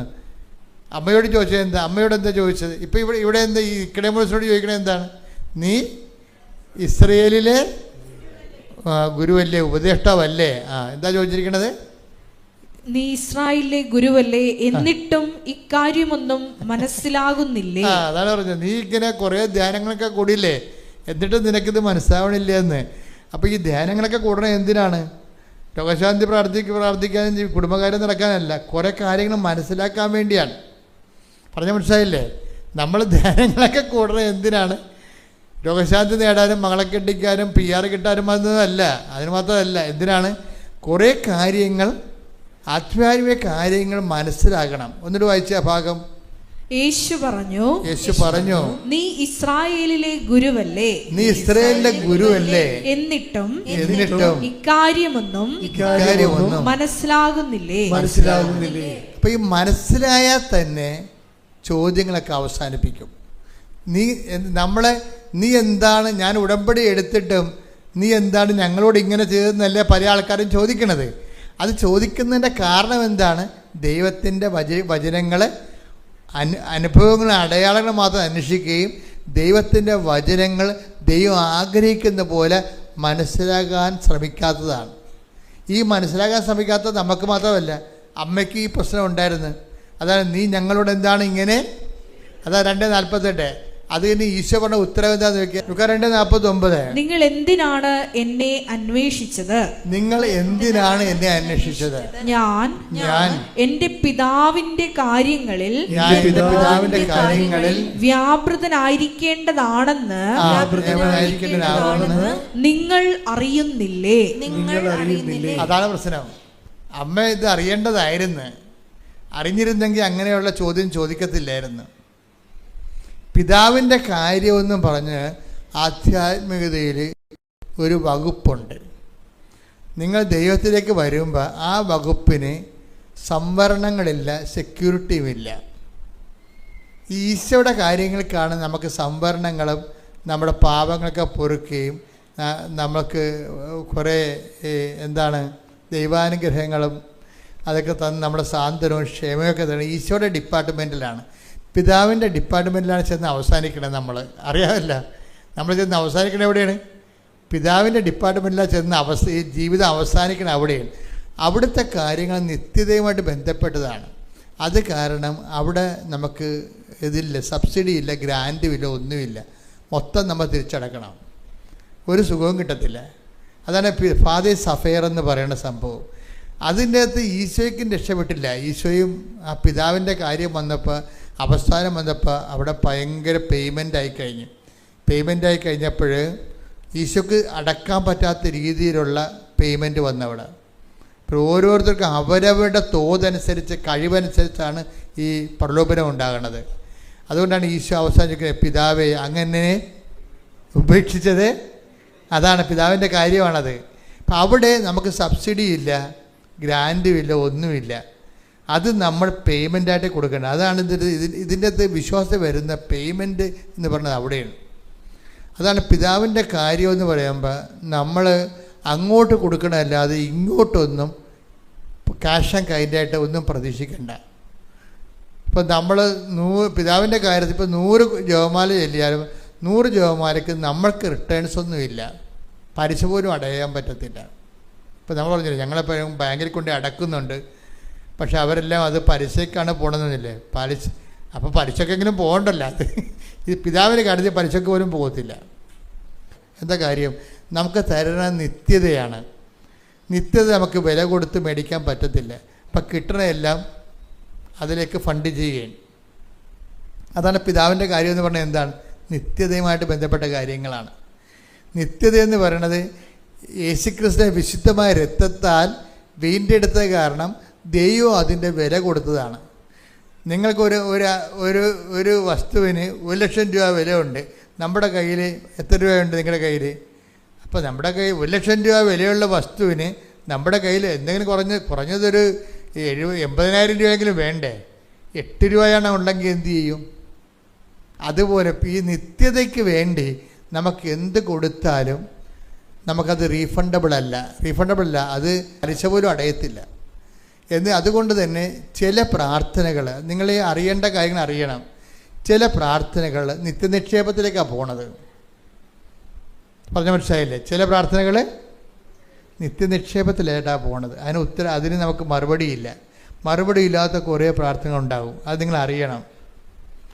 നമ്മൾ ഏത് ഉടമ്പടി എടുത്താലും, ഉടമ്പടിയുടെ മുത്തപ്പനെ എടുത്താലും ചില പ്രാർത്ഥന നിത്യനിക്ഷേപത്തിലേട്ടാണ് പോകണം. പിതാവിൻ്റെ കാര്യമാണത്. പിതാവിൻ്റെ കാര്യത്തിലേക്ക് പോകുമ്പോൾ നമ്മൾ ഓർക്കണം, എൻ്റെ നിത്യത, എൻ്റെ മക്കളെ നിങ്ങളും ഞാനും ഓർക്കേണ്ട ഒരു കാര്യം ഇപ്പോൾ എന്നെ സംബന്ധിച്ചിടത്തോളം ആണെങ്കിൽ ചെയ്യാനുള്ള കാര്യമാണെങ്കിൽ ദൈവം ചെയ്തു തരും. ഒരു സംശയമില്ല കാര്യത്തിൽ. ഇത്രയും നാൾ ഞാൻ അങ്ങനെ തന്നെ ദൈവമായിട്ട് ജീവിച്ചിരിക്കണത്. ചെയ്യാനുള്ള കാര്യമാണെങ്കിൽ എൻ്റെ കാര്യമായാലും നിങ്ങളുടെ കാര്യമായാലും ദൈവം ചെയ്തു തരും. എൻ്റെ അത് ഡൗട്ടില്ല. അല്ല പിന്നെ ഞാൻ പറഞ്ഞിട്ടാണ് മാതാവ് പ്രത്യക്ഷപ്പെട്ടത്? അല്ല, ഞാൻ പറഞ്ഞിട്ടാണ് ഉടമ്പടി തന്നത്. ഉടമ്പടിയെക്കുറിച്ച് എനിക്കൊരു കുന്തം അറിയത്തില്ലായിരുന്നു. ഇതെല്ലാം സ്വർഗത്തിൻ്റെ പദ്ധതി പോലെ തന്നതുകൊണ്ട് ദൈവം തന്നതാണ്, ഇങ്ങോട്ട് തന്നതാണ്. അപ്പം അത്രയും ബന്ധം ദൈവമായിട്ടുണ്ട്. പക്ഷേ അതുകൊണ്ട് എന്തെങ്കിലും നിവൃത്തി ഉണ്ടെങ്കിൽ ദൈവം അത് ചെയ്യും. ചില കാര്യങ്ങൾ ദൈവം ചെയ്യേയില്ല. എന്താ കാര്യം? അത് നിത്യനിക്ഷേപത്തിലേക്ക് ആ ക്യാരി ഓവർ ചെയ്തിരിക്കണത്. അപ്പോൾ നമുക്കൊരു സന്തോഷം തോന്നണം. ചില കാര്യം നടക്കാതിരിക്കുമ്പോൾ നമുക്കൊരു സന്തോഷം തോന്നണം. എന്താ കാര്യം? നിത്യജീവന് വേണ്ടി എനിക്ക് രജിസ്റ്റർ ആയിട്ടുണ്ടെന്ന്. അതാണ് വിഷയം. ഭൂമി വെച്ച് തന്നെ നമുക്കറിയാൻ പറ്റും രജിസ്റ്റർ ആയിട്ടുണ്ടോ അതില്ലേ എന്ന്. മനസ്സിലായില്ലേ? ഭൂമി വെച്ച് തന്നെ നമുക്കറിയാൻ പറ്റും നിത്യതയിൽ നമ്മൾ പേര് രജിസ്റ്റർ ആയിട്ടുണ്ടാകുന്നു. എന്താ? രജിസ്റ്റർ ആയിട്ടുണ്ടെങ്കിൽ അതിലേക്കുള്ള ഡിവിഡൻഡ് പോയിക്കൊണ്ടേയിരിക്കും. അപ്പോൾ അത് നമ്മൾ വളരെ നിത്യതയ്ക്ക് വേണ്ടിയാണ് ദൈവദർശനതയിൽ ഒരു മനുഷ്യൻ അഭയം പ്രാപിക്കണമെങ്കിൽ അവന് ആധ്യാത്മികത ഒരു നിത്യാഘോഷമായിരിക്കും. അല്ലാത്തവന് ആവലാതി മരണം വരെ ഇങ്ങനെ അത് തന്നില്ല ഇത് തന്നില്ല എന്ന് പറഞ്ഞ് ഇളയെ ഒഴുക്കി കുഞ്ഞുങ്ങളെപ്പോലെ നിലവിളിച്ചുകൊണ്ട് നടക്കും.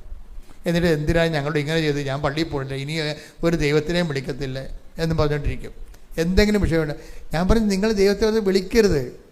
ഇപ്പോൾ ഒരു ഭർത്താവ് മരിച്ച ഒരു പെങ്കൊച്ച് വന്ന് അമ്മ പറഞ്ഞ് അവളിപ്പോൾ പള്ളിയിൽ പോകണില്ല, അവിടെ ഭർത്താവ് മരിച്ചത്. ഞാൻ പറഞ്ഞു നല്ല കാര്യം, അവൾ പോകണ്ടെന്ന് പറഞ്ഞു. അവളെ പോയിട്ട് ദൈവത്തെ കഞ്ഞി വെക്കേണ്ട കാര്യമില്ല. ഇവിടെ ഈ ദൈവദർശനീതി വരുമ്പോൾ എല്ലാവരും ഇങ്ങനെ പറഞ്ഞ് മേടിക്കാമെന്ന് പറഞ്ഞാണ് നിങ്ങളെ വീട്ടിൽ നിന്ന് കൊട്ടയും പട്ടിയോടെ ഇറങ്ങിയിരിക്കുന്നത്. അങ്ങനെയല്ല, അങ്ങോട്ട് കൊടുക്കാൻ വേണ്ടി കൂടിയാണ്. എന്തിനാണ്? ഞാൻ മാതാവിനെ നേരെ കണ്ട ആളാണ്. നിത്യത എന്താണെന്ന് എനിക്കറിയാം. ആർക്ക് കൊടുത്ത് മുതലാക്കാൻ പറ്റും നിത്യതയ്ക്ക് വേണ്ടി? ആർക്ക്? പിന്നെ എന്നിട്ട് പോലും നിൻ്റെ പേര് അവിടെ എഴുതി വച്ചിരിക്കണമെന്നുണ്ടെങ്കിൽ ദൈവത്തോട് എന്തൊരു നന്ദി പറയണം. എൻ്റെ മക്കളെ, കേൾക്കാത്ത പ്രാർത്ഥനയ്ക്കാണ് നന്ദി പറയേണ്ടത്, കേട്ട പ്രാർത്ഥനയ്ക്കല്ല. കേൾക്കാത്ത പ്രാർത്ഥനയ്ക്ക് നന്ദി പറയുമ്പോഴാണ് നിൻ്റെ നിത്യതയെക്കുറിച്ച് നിനക്കൊരു റിയലൈസേഷൻ ഉണ്ടാകുന്നത്. ശ്രുതികട ഹല്ലേലൂയ. എൻ്റെ മക്കൾ നിത്യതയെ സ്നേഹിക്കാൻ തുടങ്ങിയാൽ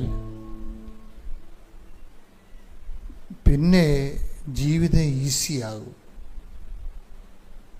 കാര്യം എന്താണ്? ഈശോ പറഞ്ഞത് ബാക്കിയെല്ലാം ചേർത്ത് നൽകും. നിങ്ങൾ ആദ്യം ദൈവരാജ്യവും അത് നീതി അന്വേഷിക്കുക, ബാക്കിയെല്ലാം ചേർത്ത് നൽകും. നമ്മൾ ഇത് മുഴുവനായിട്ട് അവോയ്ഡ് ചെയ്ത് കഴിഞ്ഞാൽ ജീവിതം ഭാരപ്പെടും.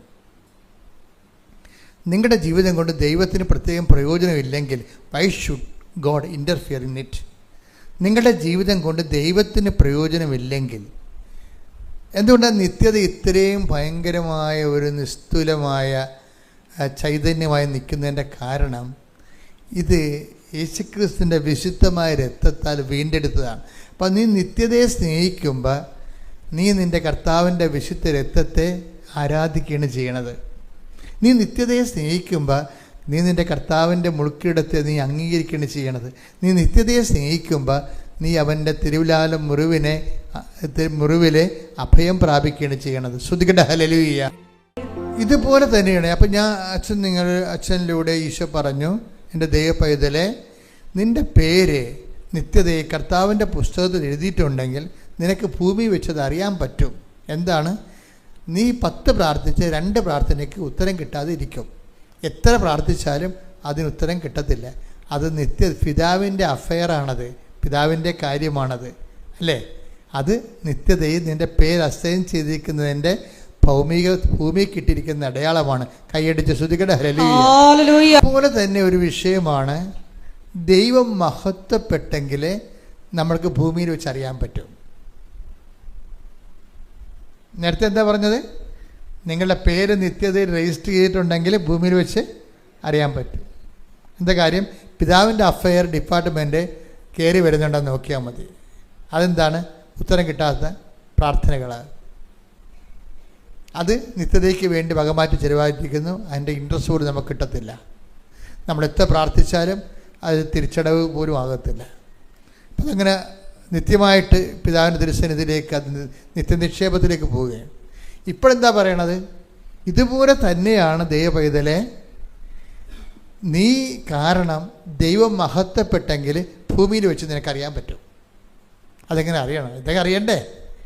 എന്താണ് സ്വർഗത്തിൽ നിന്നെക്കുറിച്ച് സംഭവിക്കുന്ന കാര്യങ്ങൾ എന്താണെന്ന് നീ ഭൂമിയിൽ അറിയണം. അപ്പോൾ ആണ് നമ്മൾ കണ്ടുകൊണ്ട് യാത്ര ചെയ്യണത്. അല്ലെങ്കിൽ നമ്മൾ ഇരുട്ടത്ത് പൂടി പോണ പോലെ ഇരിക്കും, തപ്പിത്തടഞ്ഞു പോകും.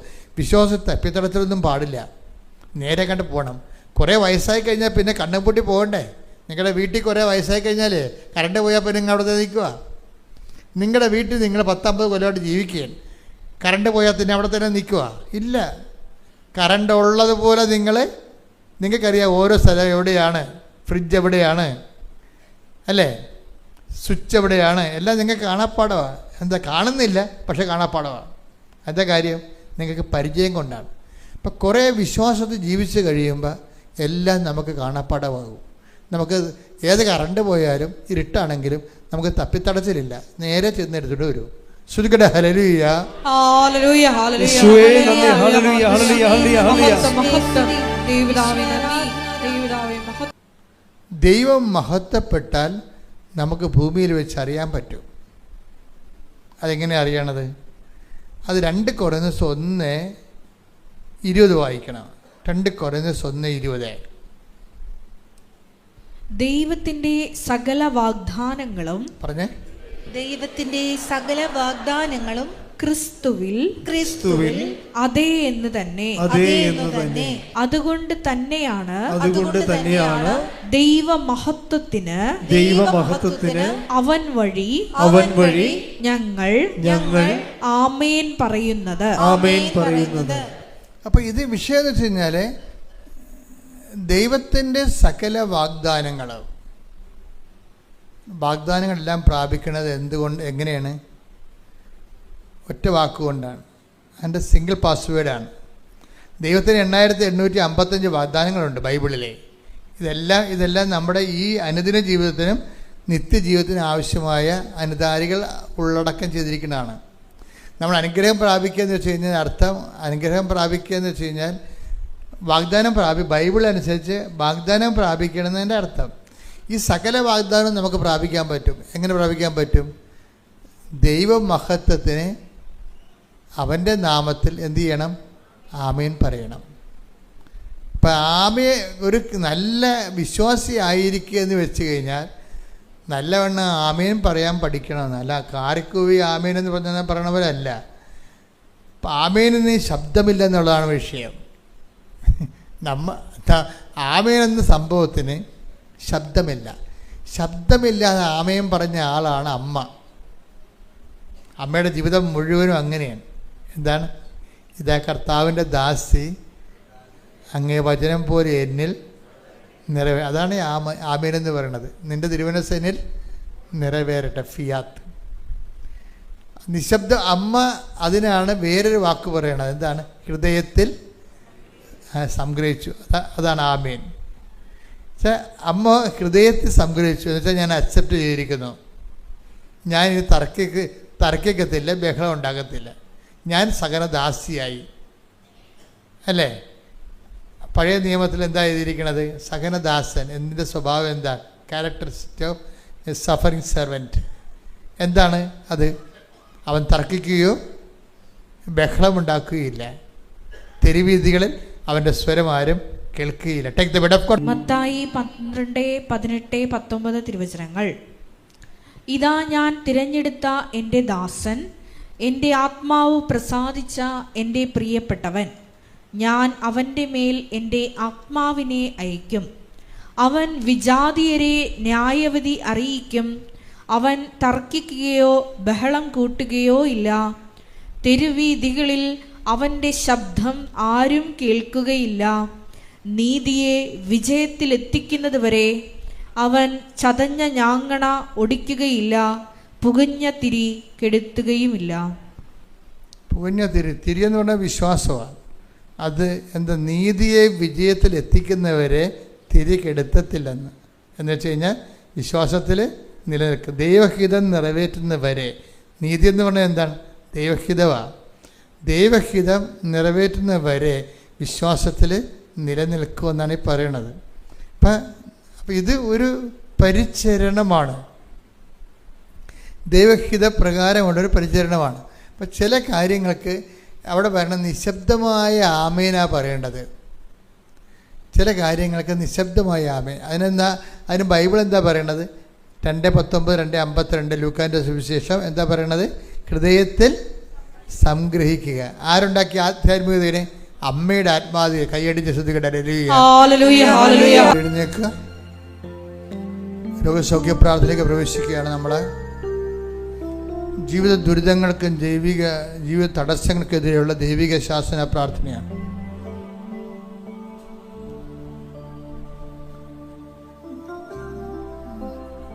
അച്ഛനോട് ചേർന്ന് പ്രാർത്ഥിക്കുക. കർത്താവായ ദൈവമേ, കർത്താവായ ദൈവമേ, അങ്ങയുടെ വിശുദ്ധ പൗരോഹിത്യത്തെ മഹത്വപ്പെടുത്തണമേ. സഭയിലുള്ള സാന്നിധ്യം പ്രകടമാക്കണമേ. അമ്മേ പരിശുദ്ധമ്മേ, ദേവമാതാവേ, കൃപാസന അൾത്താരയില്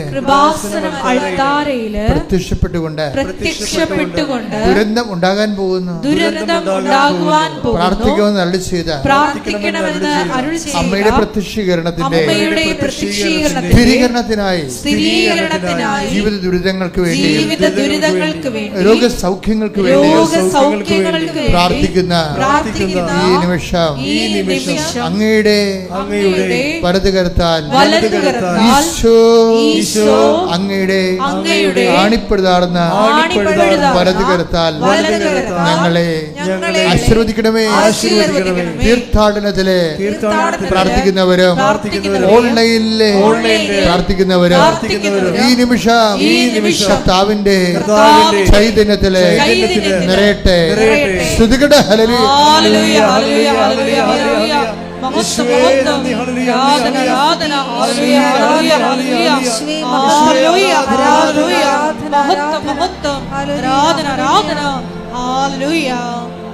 മക്കളെ, അച്ഛൻ ഇപ്പൊ പ്രാർത്ഥിക്കുമ്പോഴേ ഈ മക്കളില്ലാത്തവരില്ലേ, അവരടിവയറ്റി കൈവച്ച് പ്രാർത്ഥിക്കണം. ഇനി അവരിവിടെ ഇല്ലെന്ന് വിചാരിച്ചോ, നിങ്ങൾ അമ്മയാണ് ഇവിടെ ഉള്ളത്. അമ്മ മകൾക്ക് വേണ്ടി അടിവയറ്റി കൈവച്ച് പ്രാർത്ഥിക്കണം. കർത്താവല്ലേ ഇതെല്ലാം കാണുകയും എടുക്കുകയും ചെയ്യുന്നത്.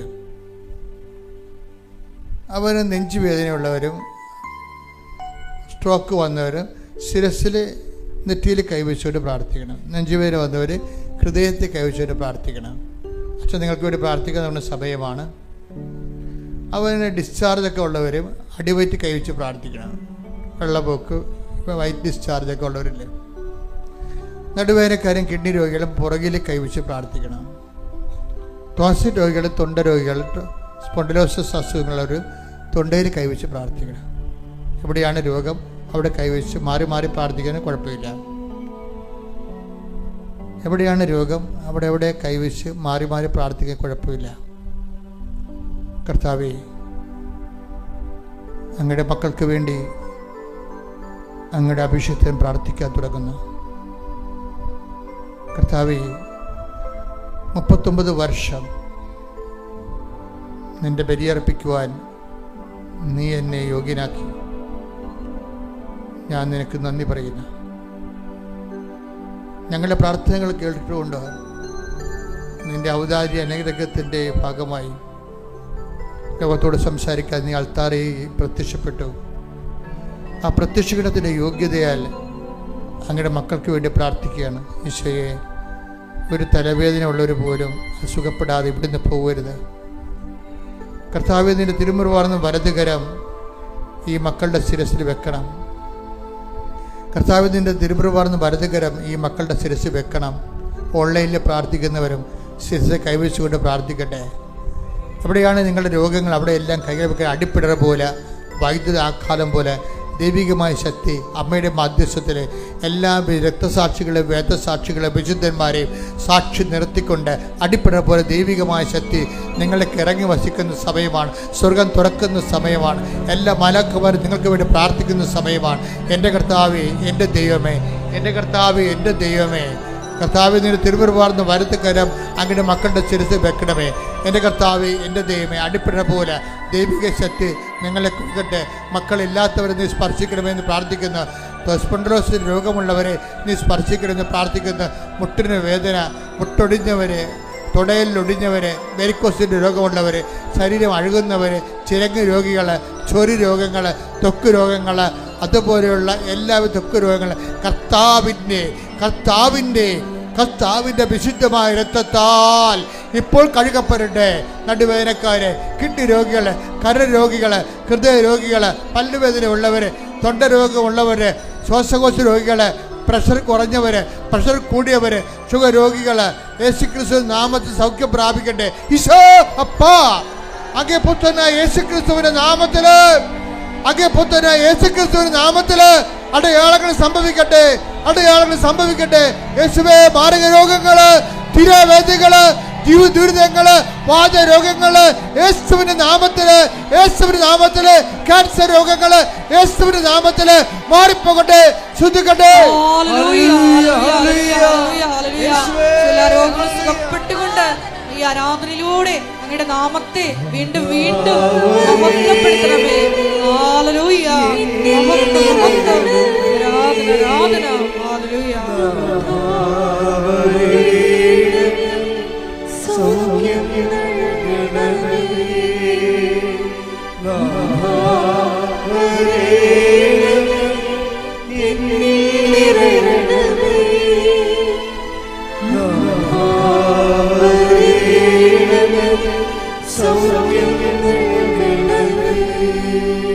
പരിശുദ്ധ പരമ ദിവ്യകാരുണ്യത്തിന് ആരാധനയും സ്തുതിയും പുകഴ്ചയും ഉണ്ടായിരിക്കട്ടെ. പരിശുദ്ധ പരമ ദിവ്യകാരുണ്യത്തിന് നേരവും ആരാധനയും സ്തുതിയും പുകഴ്ചയും ഉണ്ടായിരിക്കട്ടെ.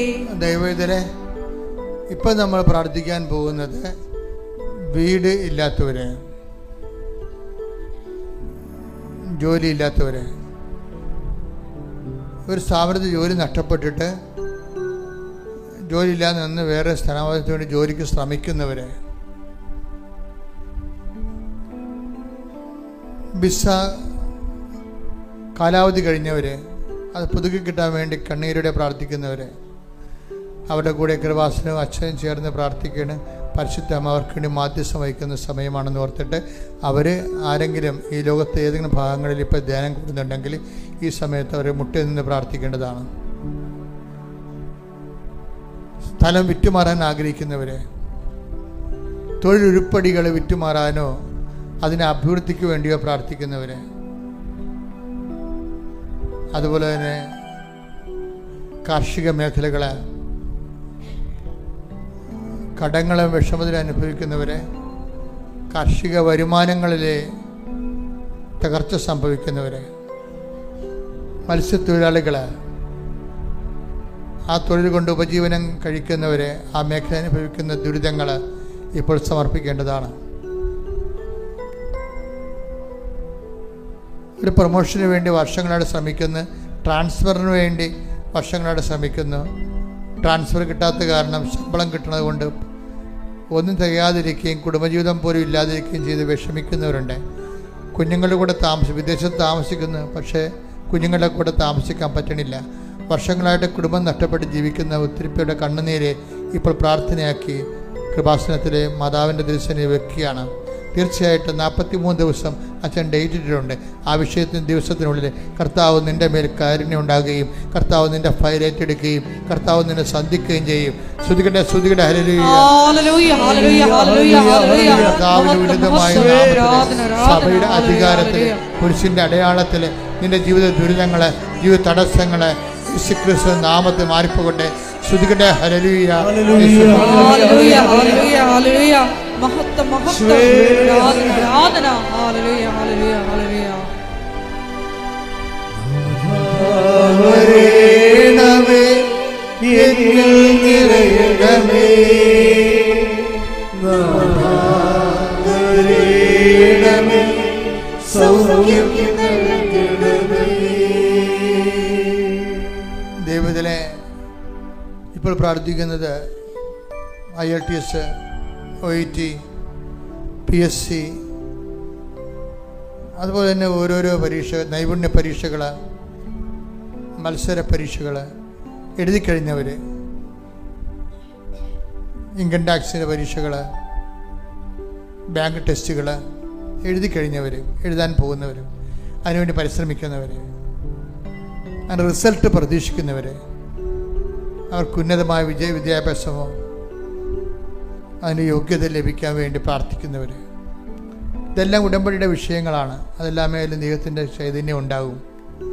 അമ്മ മാതാ പ്രത്യക്ഷപ്പെട്ട പുണ്യഭൂമിയിൽ നിന്നുകൊണ്ടാണ് കർത്താവിനെ എഴുന്നള്ളിച്ച് വെച്ച് ആരാധനയുടെ സാന്നിധ്യത്തിൽ നമ്മൾ പ്രാർത്ഥിക്കുന്നത്. ഈ വിഷയത്തെ നിന്നെ വേദനിപ്പിക്കും മക്കളില്ലാത്തവർ, ഉള്ള മക്കൾക്ക് ഓട്ടിസവും അതുപോലെ തന്നെ ഹൈപ്പർ ആക്ടിവിറ്റിയൊക്കെ ഉണ്ട്, മാതാപിതാക്കന്മാർ നരകതുല്യമായ വേദന അനുഭവിക്കുന്നവർ പരിശുദ്ധമ്മയുടെ മാധ്യസ്ഥത്തിൽ ഈശോയ്ക്ക് ഏൽപ്പിക്കണം. കുഞ്ഞുങ്ങളെ ശ്രുതികട്ടെ ശ്രുതികട്ടെ. ഹല്ലേലൂയ, ഹല്ലേലൂയ, ഹല്ലേലൂയ. മഹത്വം മഹത്വം ആരാധന ആരാധന ഹല്ലേലൂയ ഹല്ലേലൂയ ഹല്ലേലൂയ ഹല്ലേലൂയ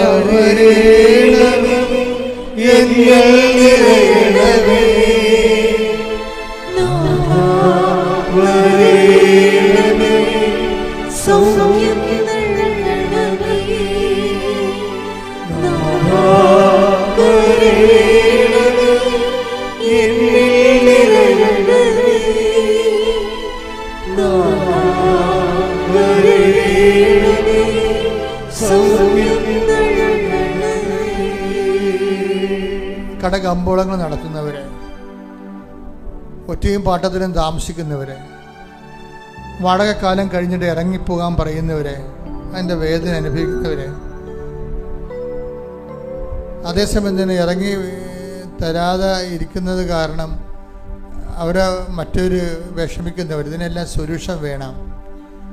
രണ്ട് കക്ഷികളുമുണ്ട്, അവർക്ക് രണ്ടുപേർക്കും ജീവിക്കണം. അതെല്ലാം ദൈവതിരുസന്നിധിയിൽ സമർപ്പിക്കുന്ന വിഷയങ്ങളാണ്. പല പല രോഗങ്ങളും മാറി മാറി വരികയും മാറാതെ നിൽക്കുന്ന രോഗങ്ങളുണ്ട്. വെള്ളപ്പണ്ട് രോഗങ്ങൾ, സോറിയാസിസ് രോഗങ്ങൾ, അവിടെയെല്ലാം വിശുദ്ധമായ രക്തം കർത്താവ് തളിക്കപ്പെടുന്നതിനെ പ്രാർത്ഥിച്ചുകൊണ്ട് ശ്രദ്ധിക്കട്ടെ. ഹല്ലേലൂയ ഹല്ലേലൂയ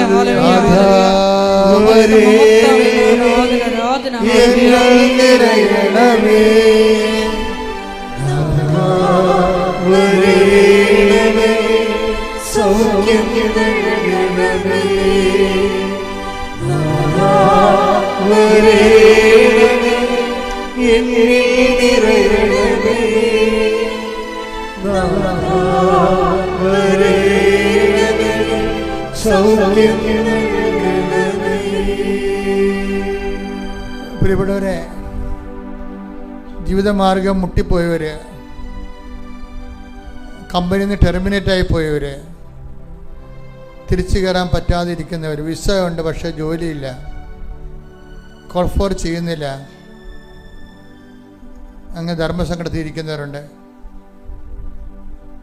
ഭാര്യ ഭർത്താക്കന്മാർ തമ്മിൽ അകന്ന് ജീവിക്കുന്നവര്, അവർക്ക് ഒരുമിച്ച് ജീവിക്കാൻ ആഗ്രഹമുണ്ട്. അതിൽ ആർക്കെങ്കിലും ഒരാൾക്ക് ആഗ്രഹമുണ്ടെങ്കിൽ കർത്താവിൻ്റെ നാമത്തിൽ അവർക്ക് വേണ്ടി പ്രാർത്ഥിക്കുന്നു. 16 ദിവസം ഡേറ്റ് ഇട്ടിട്ടുണ്ട് നിങ്ങൾ ഒരുമിച്ച് താമസിക്കാൻ വേണ്ടി. വെള്ളമില്ലാത്തവരെ, ഇന്നലെ ഒരു സാക്ഷ്യം ഉണ്ടായ, ഞാൻ കിണർ കുത്തി, എനിക്ക് വെള്ളം കണ്ടില്ല. ഞാൻ കർത്താവിനോട് പറഞ്ഞ്, രണ്ടാമത്തെ കിണർ കുത്തുമെന്ന് വിചാരിക്കരുത്, ഞാൻ കുത്തത്തില്ല, ഞാൻ ഈ കിണർ കുത്തിയിരിക്കണം നിൻ്റെ നാമത്തിലാണെന്ന്, ഇവിടെ തന്നെ എനിക്ക് വെള്ളം തരണമെന്ന്. വിശ്വാസിക്ക് അവകാശമുണ്ട്. ശ്രുതിക്കട്ടെ. ഹല്ലേലൂയ ഹല്ലേലൂയ ഹല്ലേലൂയ ഹല്ലേലൂയ ഹല്ലേലൂയ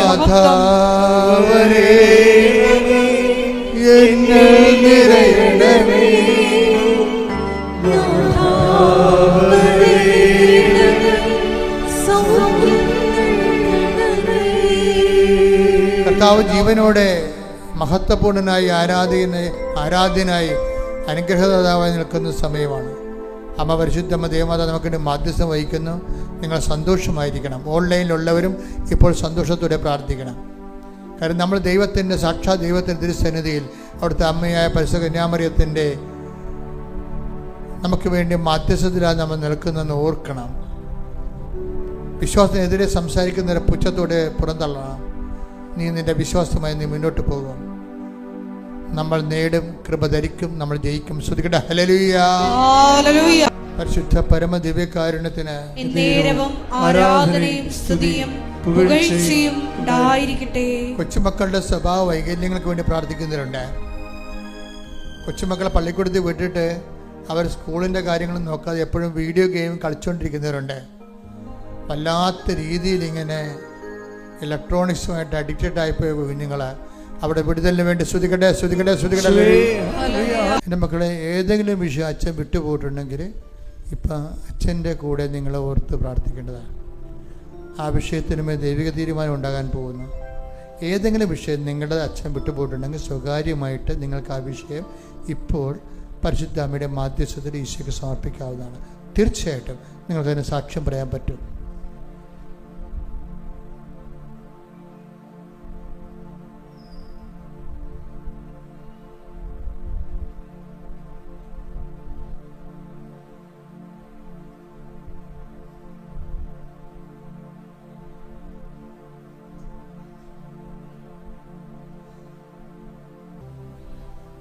ബ്രെയിനിന് അസുഖമുള്ള കുറേ ആൾക്കാർ കർത്താവ് സുഖപ്പെടുന്നതായിട്ട് സന്ദേശമുണ്ട്. ഹല്ലേലൂയ ഹല്ലേലൂയ ഹല്ലേലൂയ. യേശുവേ നന്ദി, യേശുവേ ആരാധന. ഹല്ലേലൂയ. മഹത്വം മഹത്വം. ആരാധന ആരാധന. ഹല്ലേലൂയ.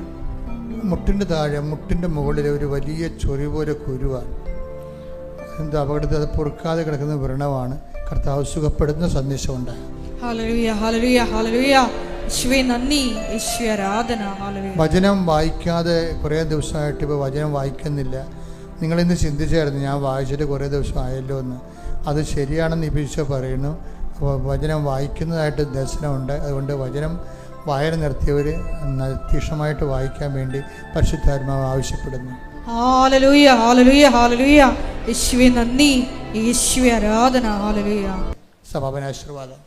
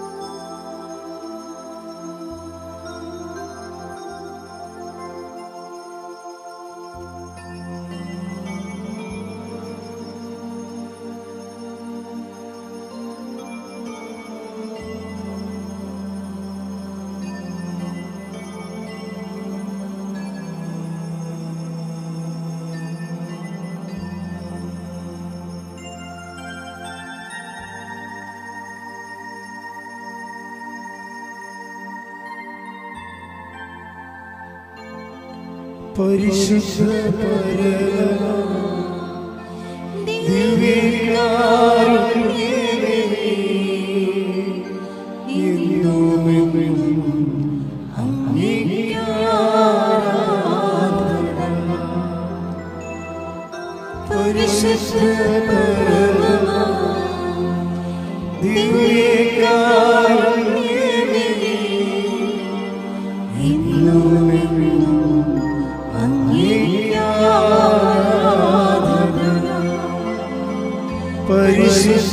പരമ ദിവ്യകാരുണ്യമേ